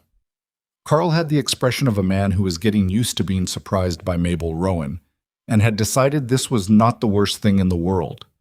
Stollard looked back at Mabel, and something in his face had shifted. The same shift Wade had seen in his office that first day, when she'd negotiated the mercantile debt and he'd shaken her hand like she was anyone. "When you write the second letter," Stollard said slowly, "you might mention that a member of the County Board of Commerce witnessed the evidence. I'll sign it if you'd like." Mabel looked at him. "I'd like that," she said. Stollard nodded. He looked around the damaged storage once more, at the gap in the wall and the gray hay and the sealed bins that were all that had survived. "Nobody in this valley wanted to be the Halversons," he said. "Most of us were afraid to be anything else." He didn't say anything after that, and none of them did, and the afternoon light was going the way it went in January, early and hard and without apology. And there was hay to remove and a wall to repair and a letter to write, and none of it was going to do itself. Wade picked up a ruined bale and carried it out. Mabel sat down on a feed bin with her paper and her pen, and she wrote. The letter to the deputy commissioner went out on a Friday, signed by Mabel and countersigned by Stollard, and they didn't hear back for 11 days, which was 11 days of January that moved the way January moves in that valley, slowly, grudgingly, with cold that didn't break and wind that found every gap in every wall, and reminded you that the structures you'd built were suggestions, not certainties. In those 11 days, 2 more things happened. The first was small, or seemed small. One of the water pipes on the South Ridge Channel came apart at a joint, not from freezing, which would have been a clean split, but from a coupling that had been loosened. Wade found it on a Tuesday morning check, water running sideways out of the joint and freezing into a slick that had spread 3 feet in each direction. He tightened it and checked the other joints along the line and found a second coupling that was finger loose. The thread turned back 2 full rotations, the kind of thing that would have failed within a week. He didn't tell Mabel about the second coupling for 2 days. He wasn't sure why he waited. Maybe he needed time to be certain of what he was seeing before he put it into words that made it real. Maybe he was trying to protect her from one more thing, which was foolish, because she had made clear from the start that protection of that kind was not something she wanted, and in fact was an obstacle to the kind of partnership they were building. He told her on Thursday evening. She was quiet while he explained it. She had her coffee, and she held it, and she looked at the table. "Both couplings?" she said. "2 that I found. I checked the rest. They were tight, so they were selective." She turned the cup. Someone who knew the line, knew which joints would cause the most damage if they failed. Or got lucky. Maybe. She didn't sound like she thought it was luck. "Did you document it?" "I noted it in the barn record, date and condition. I'll add it to the incident file tonight." She looked up. "Wade, how many times are we going to fix things before we get an answer from Billings?" He didn't have a good answer for that. He said, "The deputy commissioner's office said 2 weeks for initial review." 11 days, she said. "We've got 3 more days. I know how many days we have." She almost smiled at that. He'd said it back to her, a phrase she'd used on him in November, and she knew it. The almost smile came and went. "I'm going to write to the Halverson family," she said. He looked at her. "In Oregon?" They lived through whatever Crow's operation did to them. They may have documented things we could use. They may know things about how Crow works that we don't. She stood and took her cup to the basin. Carl knows how to reach them. Dorothy does, anyway. You think they'll respond? She set the cup down and turned around. I think people who've been run off their land generally have something to say about the people who ran them off. Whether they want to say it in writing and put their name to it is a different question. She dried her hands. But I'm going to ask. This was what she did, Wade had come to understand. She worked the problem from every direction simultaneously, not because she was certain any single direction would yield something, but because she understood that you didn't get to pick which thread would unravel the knot. You pulled all of them and paid attention to which one moved. He was sitting there watching her think, the lamp between them, the winter pressing at the walls, and he became aware in that moment of something he'd been aware of for a while but hadn't shaped into clear thought. He'd been watching it accumulate the way you watch weather build, the channel work and the account book, and the way she stood at the fence looking at the South Hollow cows, and the way she'd set our ranch when he'd resisted her using her pay. He'd been aware of it and had kept a careful distance from looking at it directly, the way you don't look directly at something that might disappear if you put it under scrutiny. He didn't say anything about it. It wasn't the right time, and he wasn't sure he had the words for it anyway. And there was still the deputy commissioner in 3 days and the question of what Crow was going to try next. He got up and added wood to the stove because the evening was cold and showed no interest in changing. The deputy commissioner's letter arrived on a Saturday, which meant it came in the weekly postwriter from Billings, and Mabel had to wait until Monday to collect it from the Harlan Flats postal office because Wade was away at the North Fence when the writer came through and she didn't want to open something that addressed them both without him present. She set it on the kitchen table, and they opened it together Monday evening, still in their coats. The letter was 3 pages. The first page acknowledged receipt of their 2 complaints, established a case reference number, and confirmed that the Deputy Commissioner's Office had authority to investigate documented incidents of property interference in the territorial jurisdiction.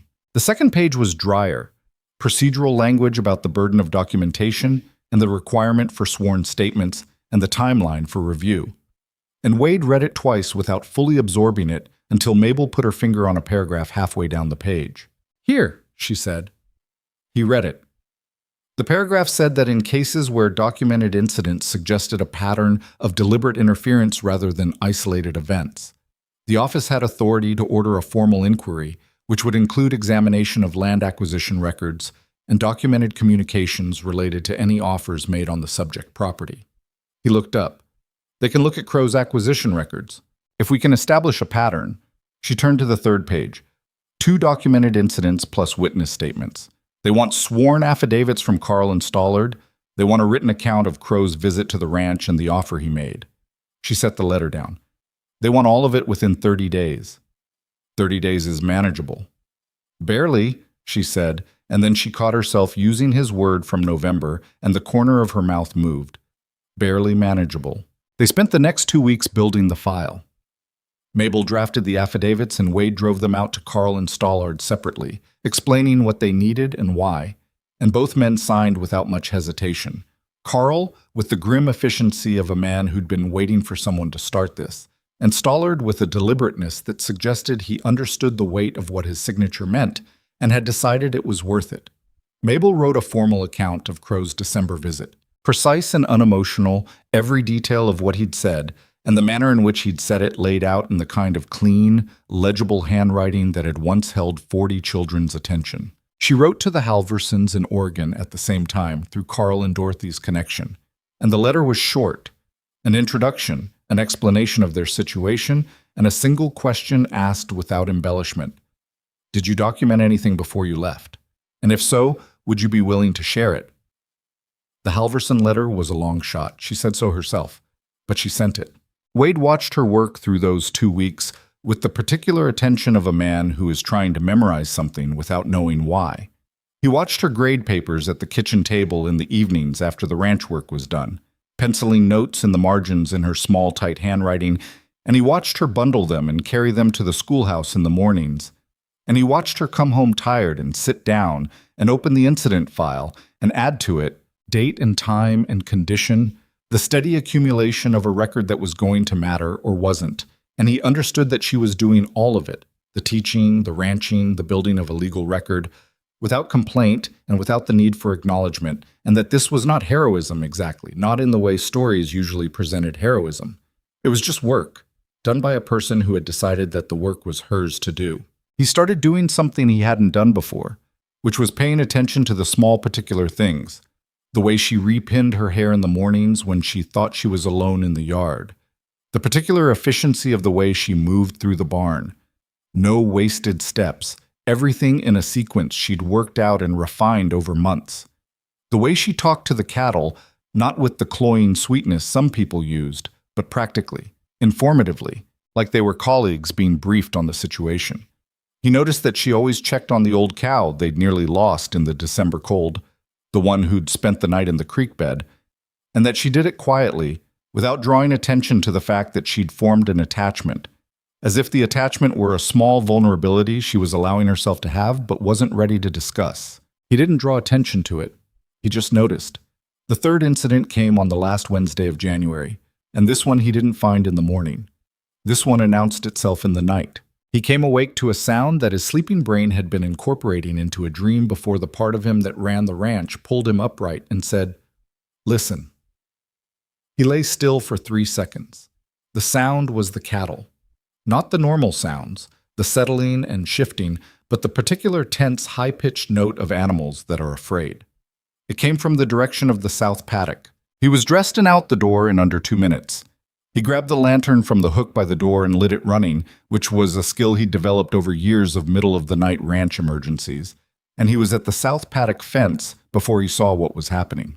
2 men on horseback, on the far side of the paddock, cutting through the herd, not doing anything direct, not doing anything you could easily explain, just riding through at a pace that kept the animals moving, kept them stressed and circling in the dark.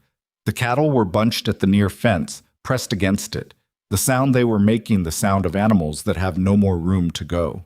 He didn't think about what he did next. He lifted the lantern and shouted. The kind of shout that carries? Not a word, just sound. The voice of a man who has spent years moving cattle with his voice and knows how to cut through noise and distance with it. The 2 riders pulled up. One of them turned. The lantern was enough to show him 2 shapes, but not faces, not at 40 yards in the dark. "Get off my land," Wade said, loud and level. The level was harder than the loud. One of the shapes turned his horse and moved toward the far fence. The other stayed a moment longer than made sense, long enough to make a point, and then followed. They went over the fence at a low section and were gone into the dark before Wade reached the paddock gate. He checked the herd for 15 minutes. 3 animals were overheated from the stress, which was dangerous in the cold, and 2 more were showing the signs of animals that have been run. Legs braced wide, breathing hard. He stayed with them and let them settle and counted and recounted. He'd gotten out fast enough. Nobody was lost. He was still in the paddock when Mabel appeared at the gate. She was holding a lantern and a shotgun. This surprised him.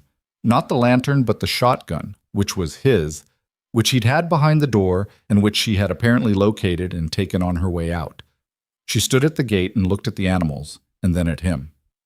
"How many?" she said. It was the same question she'd asked about the East Gate months ago. Her first question, every time. How many? What did we lose? What can be saved? Not "Are you hurt?" though he would have preferred that. Or maybe he wouldn't have preferred it. Maybe the first question about the cattle was its own kind of care for him, an acknowledgement of what mattered to him and therefore to her. "Nobody lost," he said. 2 riders. They were running the herd in the paddock. "Did you see their faces?" "Too dark."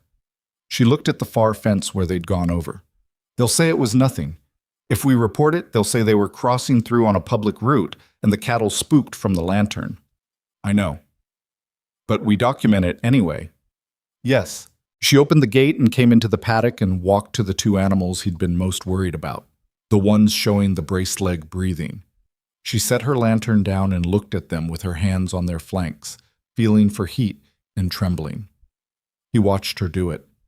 She had learned the cattle over 6 months the same way she'd learned everything else, methodically, by paying attention, asking questions, filing the answers somewhere she could find them. "They're settling," she said. She kept her hand on the near animal's flank. The animal was calming under the contact. "Wade," Yeah. When does this stop?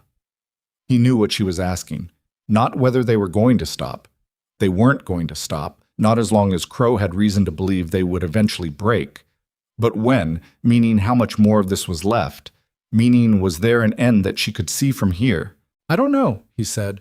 The deputy commissioner file goes in next week. That changes the calculation for Crow. Right now he's operating like there's no cost to this. Once there's a formal inquiry, there's a cost. If there's a formal inquiry. When, he said. When there's a formal inquiry. She looked at him across the cattle and the lantern light. He wasn't sure if he believed it as firmly as he'd said it, but he'd said it, and she was looking at him with that old assessing quality, and he held it. All right, she said. When? She picked up the lantern. She had the shotgun over her forearm, broken open and unloaded. The way you carry a shotgun you brought along for the weight of it more than the use.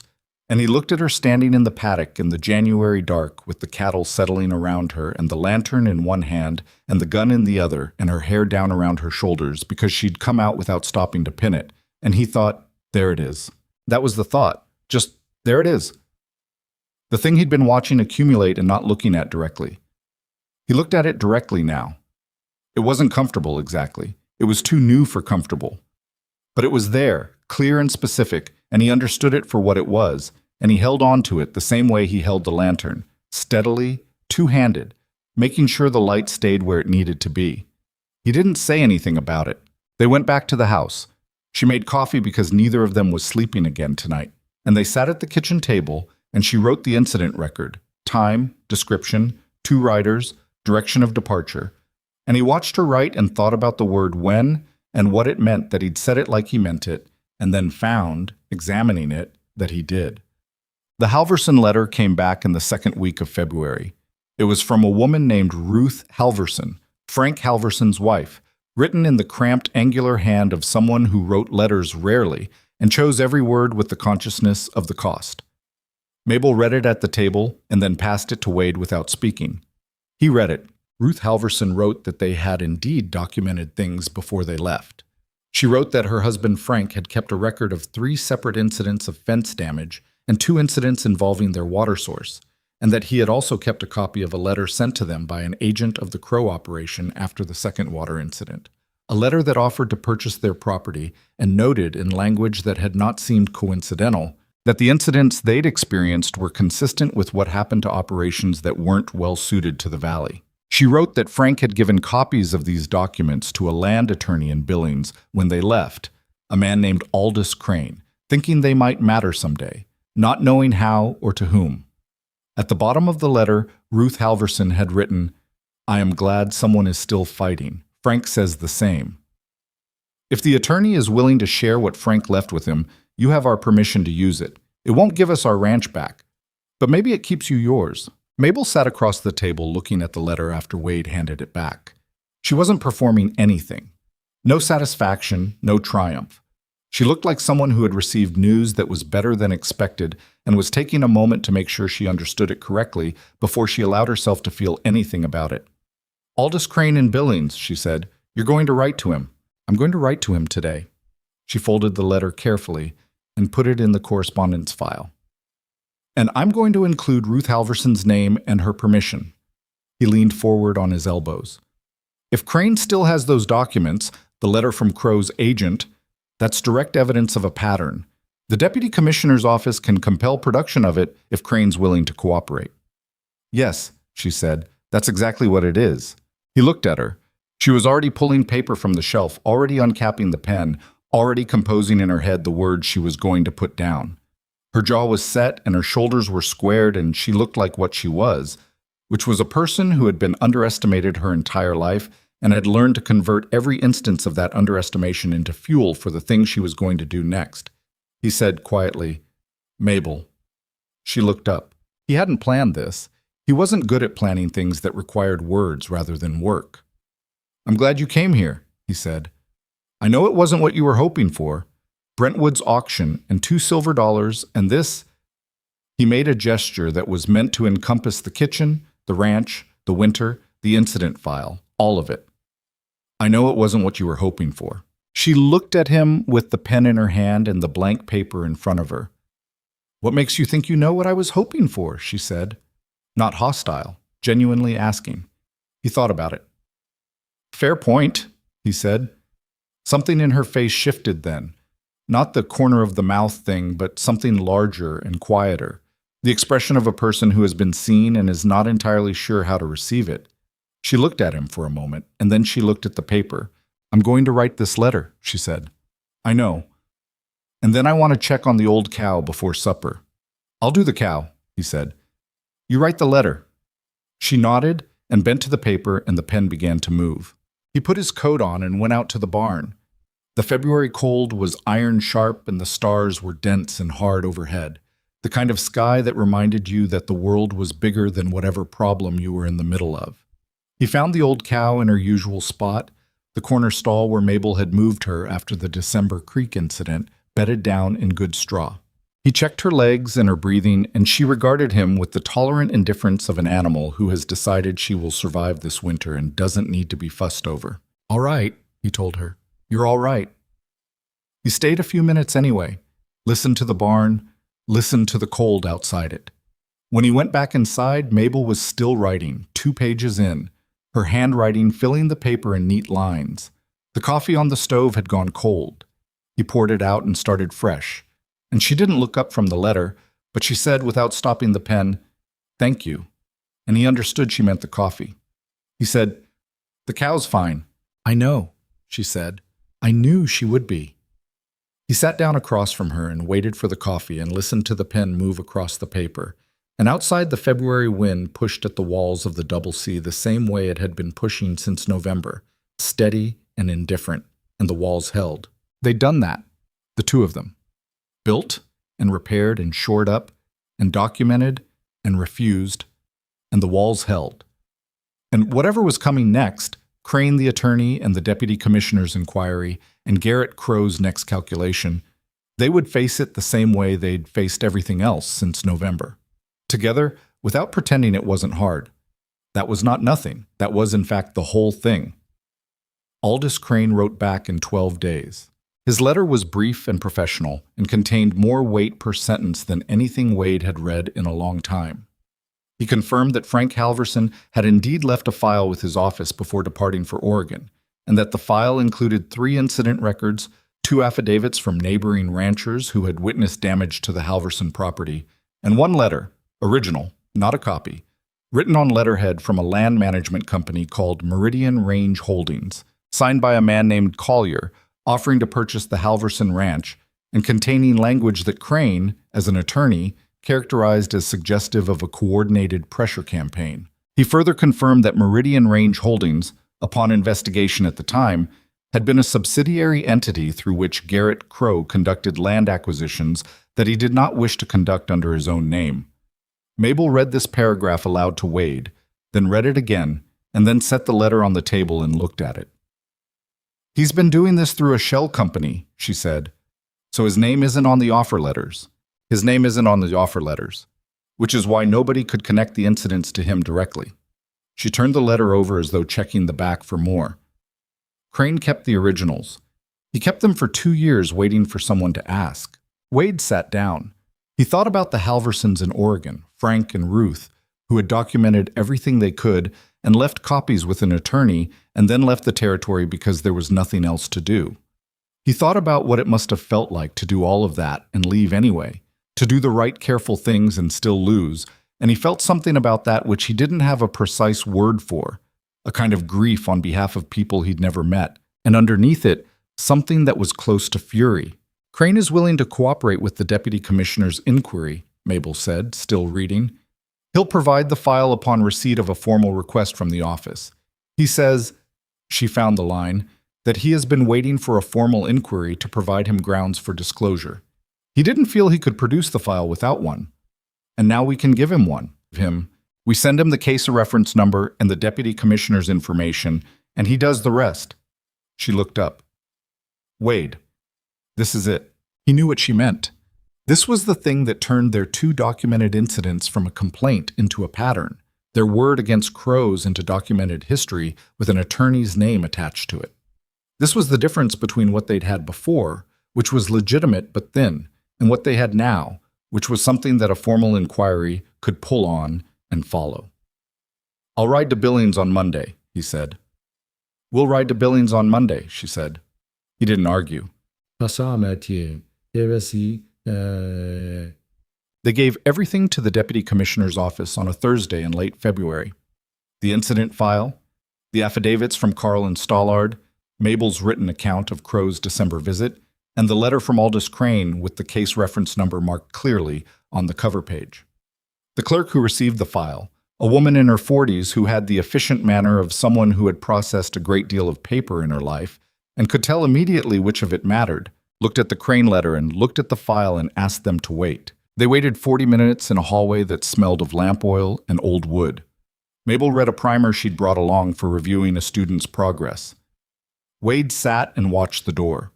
The clerk came back with a man behind her, middle 50s, the kind of build that suggested a working life before the desk, a nameplate on his lapel that said R. Dunmore, Deputy Commissioner for Range and Property Affairs. He shook both their hands and asked them to come to his office, which they did. Dunmore had clearly already looked at something in the 40 minutes. He had the Crane letter in his hand and the expression of a man who is thinking about the implications of what he is holding. "You said the original Halverson letter is with Crane's office," he said. "Yes," Mabel said, "and Crane is prepared to transfer it upon formal request." That's what his letter states. Dunmore looked at the letter again. "Meridian Range Holdings," he said, in the tone of a man recognizing something. "We've seen that name before. Not in connection with this kind of complaint. In connection with a land deed dispute up in the Musselshell Valley 2 years ago." He set the letter down. "I can't discuss that matter with you, but I will tell you that the name is not unfamiliar to this office." Wade felt something shift in the room. Not anything visible or audible, just the particular quality of air when a situation has changed and everyone present knows it. "How long for the formal inquiry?" Mabel asked. 60 days for the initial review. If the Crane file supports what your documentation suggests, we can move to a full-range interference investigation, which gives us subpoena authority over acquisition records and communications. He folded his hands on the desk. That's a longer process, 4 to 6 months before any formal findings. "And in the meantime," Wade said, "in the meantime, once we open the formal inquiry, Mr. Crow's operation is under active federal oversight. Any further incidents on your property become federal matters." He paused and let that sit. Men like Crow generally understand what that means. Men like Crow. Dunmore had said it without editorializing, but the phrase carried something. The acknowledgement that Crow was a category, not an anomaly. That the deputy commissioner's office had a file cabinet somewhere full of the consequences of men like Crow, and that the mechanism they were now setting in motion had been built precisely because such men existed. On the way out, walking to the horses, Mabel was quiet for the first block and then said, "He knew the name." "He did. They've been watching Crow's operation for something to move on." She pulled her coat tighter. "We just gave it to them." "We gave them what the Halversons built," Wade said. "We just added to it." She looked at him sideways. He meant it as a correction to her framing. Not we gave it to them, but the Halversons did, and we delivered it. It was a small distinction, and he wasn't sure why it mattered to him, except that it seemed important not to claim credit for what Frank and Ruth Halverson had carried out of Montana on the wagon that took them to Oregon. Mabel understood the correction. She nodded once. "We should write to them when this is settled," she said. "They deserve to know." "Yes," he said. "They do." March came in like March usually did in the Yellowstone Valley, which was to say badly and then gradually less badly, the cold breaking in increments rather than all at once, the ground beginning to admit the possibility of spring without yet committing to it. The breeding cows that had come through the winter began delivering in the second week of March, the 2 from the South Hollow that Mabel had identified in October, and then the 3rd cow, the one he'd missed, and then 4 more from the general herd, all clean calvings, all healthy animals. 9 calves in 3 weeks. Mabel was present for 7 of them. She had a practical, unsentimental approach to calvings that the cattle responded to the way they responded to everything she did, with a kind of animal trust that Wade thought probably had something to do with the fact that she was never trying to perform competence. She was just being competent, and animals could tell the difference. The seventh calving was the hardest. A first-time mother who didn't know what was happening to her and was communicating this through the particular distressed sound that, at 3 in the morning, had brought both of them out of the house in their coats. They worked the delivery together in the barn for 2 hours, Mabel talking to the cow the whole time. Not the soothing nonsense some people used, but practical information. Here, this way, that's right. You're doing it. And when the calf finally came and was breathing and the mother was down and exhausted and the calf was struggling to its legs, Mabel sat back on her heels in the straw and let out a breath that she had apparently been holding for a significant portion of those 2 hours. "She's all right," Wade said. "I know." She was watching the calf with the expression she used for things she was allowing herself to feel but wasn't ready to discuss. "I just wanted her to be." He sat down next to her in the straw, which he'd never done before. Sat next to her rather than near her, close enough that their coats were touching. She didn't move away. The lantern was between them, and the cow and calf were in front of them, and the barn was full of the warm animal sounds of new life getting its legs under it.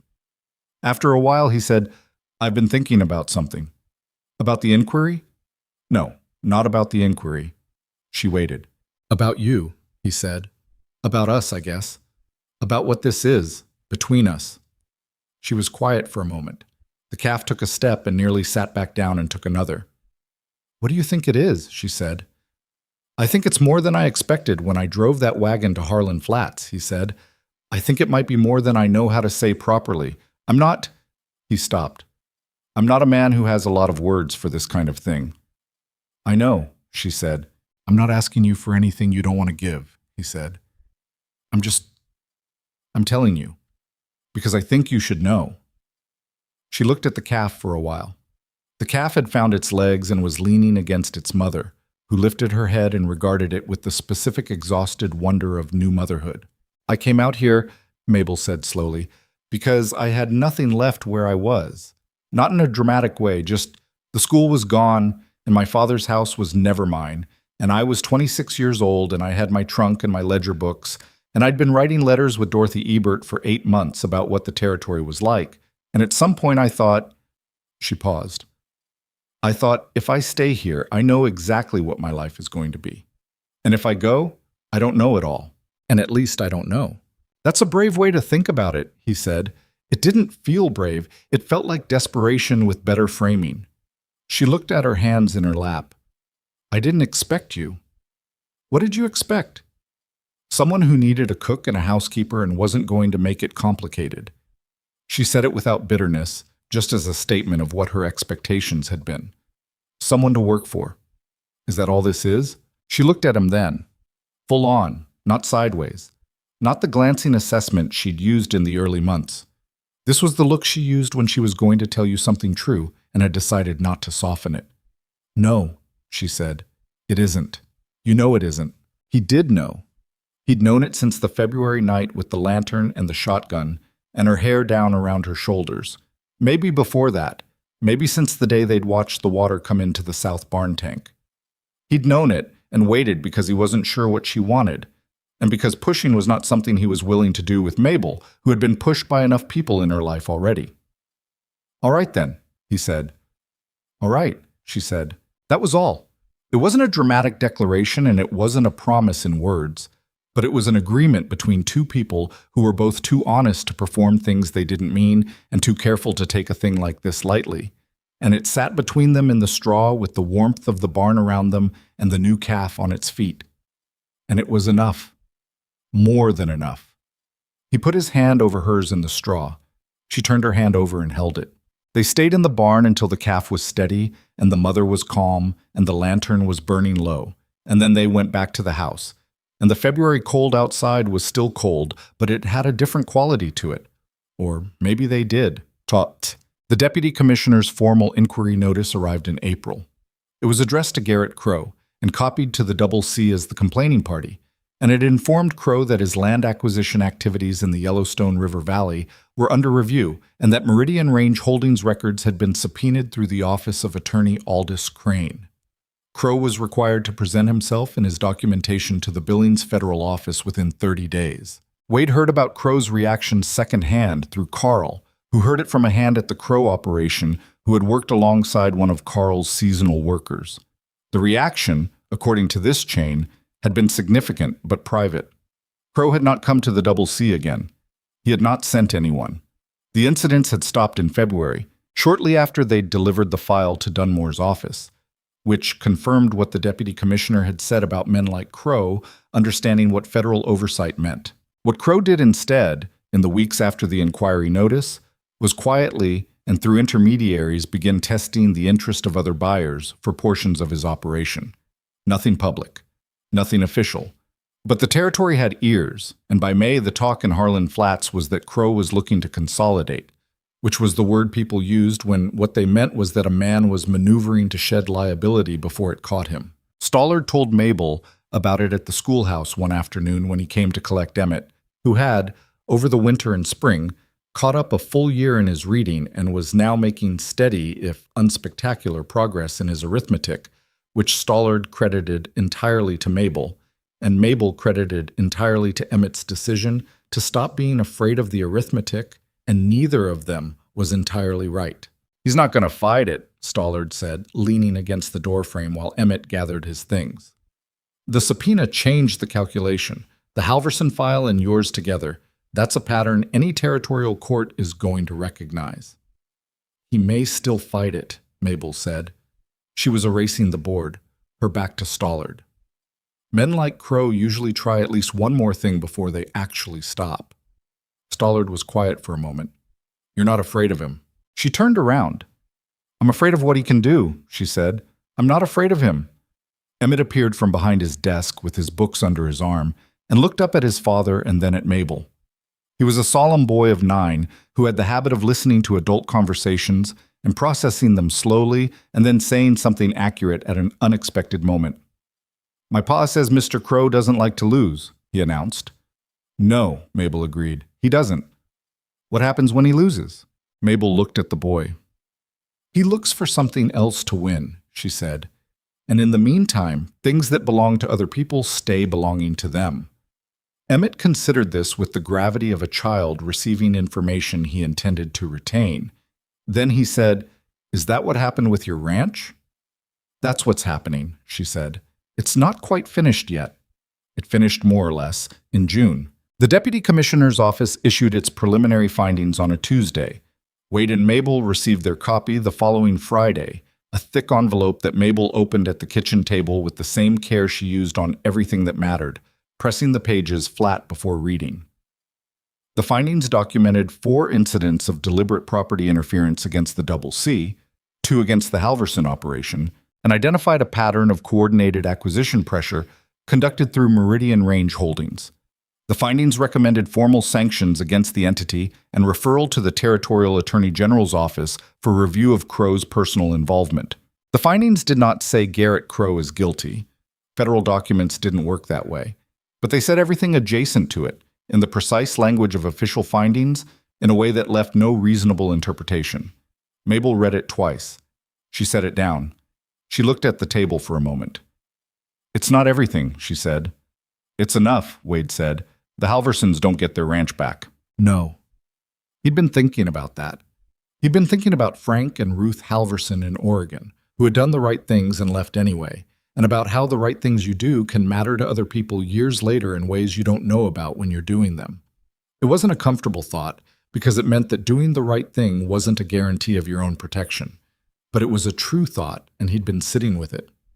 "We should write to them today," he said. Mabel looked up. "I already started the letter," she said, "last night when I couldn't sleep." She pulled a page from the correspondence file, the letter, half finished, in her small, tight handwriting. "I didn't know what the findings would say, but I wanted to be ready." That was so entirely like her that he didn't say anything, just nodded, and she uncapped the pen and finished the letter, and he addressed the envelope, and they sent it that afternoon. Garrett Crow appeared before the Territorial Attorney General's office in August and accepted a consent agreement that restricted Meridian Range Holdings from land acquisition activity in 3 counties for a period of 10 years and required a financial settlement that the Attorney General's office did not disclose publicly, but which the Valley's informal news network, reliable as weather, put somewhere in the range of substantial. He didn't come to the Double C again. He didn't send anyone. By the following spring, his northern operation had been reduced by a third, and the people who'd worked for him were working for other outfits or for themselves, and Garrett Crow's name in the valley had acquired the particular quality of something not quite mentioned in polite company. It wasn't justice in the precise sense of the word. Wade and Mabel talked about that once, on an evening in autumn when the business was settled and the ranch was quiet, and they had the kind of time to think about things that the winter and spring hadn't permitted. Justice would have been the Halversons coming home. Justice would have been every rancher Crow had pressured out of the valley, making it back. What they had was something smaller and more practical than justice. Accountability, delayed and partial, built on paperwork, and 2 women corresponding by letter, and an attorney in Billings who'd kept a file for 2 years on the chance it would matter. "Is it enough?" Mabel asked, not expecting a real answer, the way people ask questions that are more about sitting with the truth than resolving it. "I don't know," Wade said. "It's what we got." She nodded. She seemed to find that sufficient. He loved that about her. The ability to sit with an incomplete answer and not require it to be more than it was. They married in September, in the yard of the Double C, which Carl and Dorothy and Stollard and his wife and 14 of Mabel's students and their parents managed to fill to something resembling an occasion. There was no minister. The itinerant one who passed through Harlan Flats had already come through for the month. So Stollard, who sat on the county board and had the authority, did the brief formal part, and the rest of it was just people gathered in the September sunlight and the particular satisfaction of a thing being made official that everyone present felt had been obvious for a long time. Emmett Stollard was there and stood very straight and serious throughout, and afterward ate 4 pieces of the cake Dorothy had made and was not sick, which Dorothy considered a minor achievement. The 2 women who had stood outside the post office in November, the ones whose children were in Mabel's class, were also there. One of them, a woman named Patricia Hale, had brought a jar of preserved plums and set them on the table with the other food and said to Mabel, not quite looking at her, that she was sorry for what she'd said in November, and she hoped the plums were acceptable. Mabel thanked her for the plums and said they were more than acceptable, and Patricia Hale looked like a woman who'd been carrying something for 10 months and had set it down, which was perhaps the most she was going to get, and was something, anyway. The other woman hadn't come. That was how things were. Not everything resolved cleanly. Some people came around and some didn't, and the ones who didn't kept a distance that would probably last years, and Mabel appeared to have made her peace with that in the same way she'd made her peace with most of the landscape of her life. Not by pretending it was different than it was, but by measuring it accurately and deciding what she was going to do with the actual ground she had. The school ran through the year and into the next, and the year after that. Emmett caught up fully in his 2nd year under her instruction and went on to be, by the assessment of everyone who knew him, the most capable reader in the valley his age, a fact his father mentioned with a regularity that had passed from proud into mildly insufferable, but that nobody had the heart to address. Mabel gained 2 more students in her 2nd year and 4 more in her 3rd, as families who'd been skeptical of the school, of the teacher, of the idea that the woman from Brentwood's auction had anything to offer their children, quietly and without announcement brought their kids to the schoolhouse door. She never mentioned it. She logged the attendance in her roll book and taught the students and came home in the afternoons and checked the cattle and sat at the kitchen table with whatever needed doing in the evenings. And she was the same person she'd been at the beginning, which was, Wade had come to understand, the point. She hadn't changed because the valley had slowly acknowledged her. She was who she was, and the valley had eventually caught up to that, and she hadn't needed the acknowledgement to keep being herself in the meantime. He thought about that sometimes when he was working the land alone, the north fence, or the channel maintenance, or the long repetitive labor of a working ranch that asked the same things from you every day, regardless of what else was happening. He thought about what it meant to hold your own sense of yourself steady when the world was consistently telling you that you'd gotten it wrong. He'd had the ranch and his father's name in the valley and the basic social standing of a man, and he'd still come close to losing himself in the bad years, close to believing the debt and the drought meant something about his worth. Mabel had had none of that. Not the standing, not the acknowledged worth, not anyone to tell her that the school board indicator had simply been wrong, and she'd held it steady anyway. He wasn't sure he could have. He was honest enough to think he probably couldn't. It seemed important to know that about yourself. Not as a reason for shame, but as a reason to understand accurately what you were and what you owed. The keepsake box was his idea, which surprised him because he was not a man given to gestures. He made it over the winter, his third winter on the double C as Mabel's husband. In the evenings when the work was done and the house was warm, working the wood in the shed with tools he'd had since his father's time. He was not a skilled woodworker. The box was plain and slightly uneven at the joints, and the lid required a certain touch to open cleanly, and he spent 2 evenings trying to fix the lid, and then decided that the slight imperfection was probably appropriate and left it. He lined it with a square of dark cloth that Dorothy had given him when he explained what he was making. Dorothy having the quality of a person who always had exactly the right scrap of material when you needed it, and who asked no follow-up questions about why you needed it. He put the 2 silver dollars in it on a Tuesday evening in February, 4 years after Brentwood's auction, while Mabel was in the shed doing what she'd taken to doing in the evenings that winter, teaching herself to do the kind of basic carpentry that the ranch kept requiring, with a methodicalness and a willingness to produce bad work in the process of learning good work that he recognized as characteristic. He heard the saw and the hammer, heard her stop and start the way you do when you're measuring something twice, and he sat at the kitchen table with the box in his hands and the 2 coins in his palm and thought about a Thursday in November of 1873. He thought about 40 men who wouldn't bid. He thought about a woman with her chin up and her hands twisted together at her waist, looking at the ridgeline above the crowd. He thought about 2 silver dollars, which was all he'd had, and which had turned out to be the most important money he'd ever spent, not because of what it bought, but because of what it said. What it said to her, that she was worth something when 40 other men had just demonstrated she wasn't, and what it said to him about who he was going to be, which was the kind of man who spent his last money on the right thing without knowing it was the right thing, which was the only way most of the right things in a life ever got done. He didn't think of himself as someone who had saved Mabel Rowan. That would be a misunderstanding of what had happened. He'd offered her $2 and a ride to a struggling ranch in the Yellowstone Valley, and she'd taken the struggling ranch and over the course of a winter turned it into something that had a future. He'd gotten her out of Brentwood's auction yard. She'd gotten them out of everything else. The shed went quiet. He heard the door. He put the 2 coins in the lined box and closed the lid with its particular resistant touch, and held the box in both hands. Mabel came in with sawdust on her coat and her hair gone half loose from the work. She looked at him at the table and then at the box. "What is that?" she said. He held it out. She took it, turned it over, looked at the joints, the plain wood, opened the lid with the specific pressure it required. She figured out the pressure on the first try, because she figured out most things on the first try when she applied her attention to them. She looked at the 2 silver dollars inside. She looked at them for a long time. He didn't say anything. He watched her face do the quiet internal thing it did when she was arriving at something. "These are the ones," she said.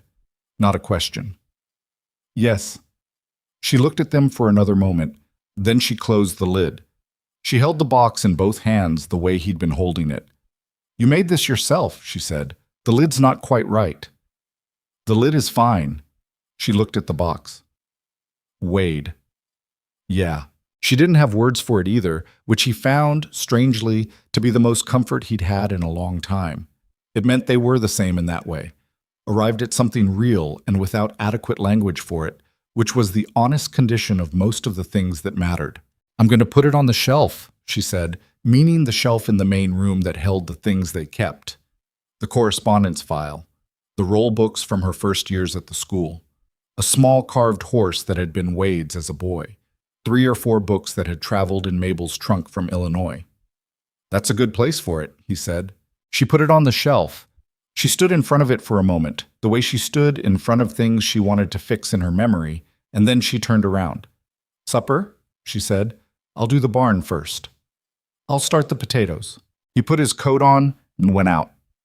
The February evening was cold and clear, the stars coming in hard over the ridge, the South Channel running under its skin of ice, and beneath the ice running clean and steady the way it had run since they'd built it together with their own hands in November of 1873. The barn was warm, and the cattle were settled, and the 9 calves from that first spring had grown into animals of their own, and the Double C's herd was nearly what it had been before the drought, and next year it would be more. He stood in the barn for a moment before he started the evening routine. Just stood and let the day be what it was. A plain Tuesday in February, Cold outside and warm in here, the ranch standing and the letter from the Halverson family on the shelf next to the keepsake box. Ruth writing that they had read the news about the inquiry and that Frank had read it twice, and that they were glad, and that they hoped the Double C was everything it deserved to be. The ranch was not everything it deserved to be yet. It was still getting there. That was the truth of it, and Wade had made a kind of peace with that truth. The understanding that the best things are not finished, they are ongoing. They are the daily accumulation of small right choices that you sometimes make for reasons you don't fully understand until years later. He had spent $2 on a woman nobody wanted because he could not watch her chin drop that last fraction of an inch. That was the whole of his reason. He hadn't known what he was doing. He'd done it anyway. He thought there was probably something important in that. Something about how the moments that change your life don't usually announce themselves. Don't arrive with the weight and ceremony they'll eventually be given in your memory.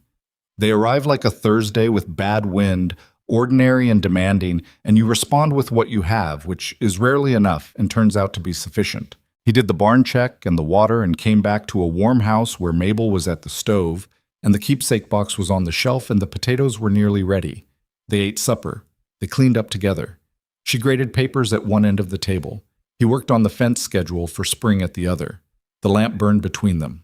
Outside, the Double C held its ground in the February dark, the same ground it had always been, worth exactly as much as the people willing to fight for it, no more and no less. Which turned out, in the end, to be more than enough.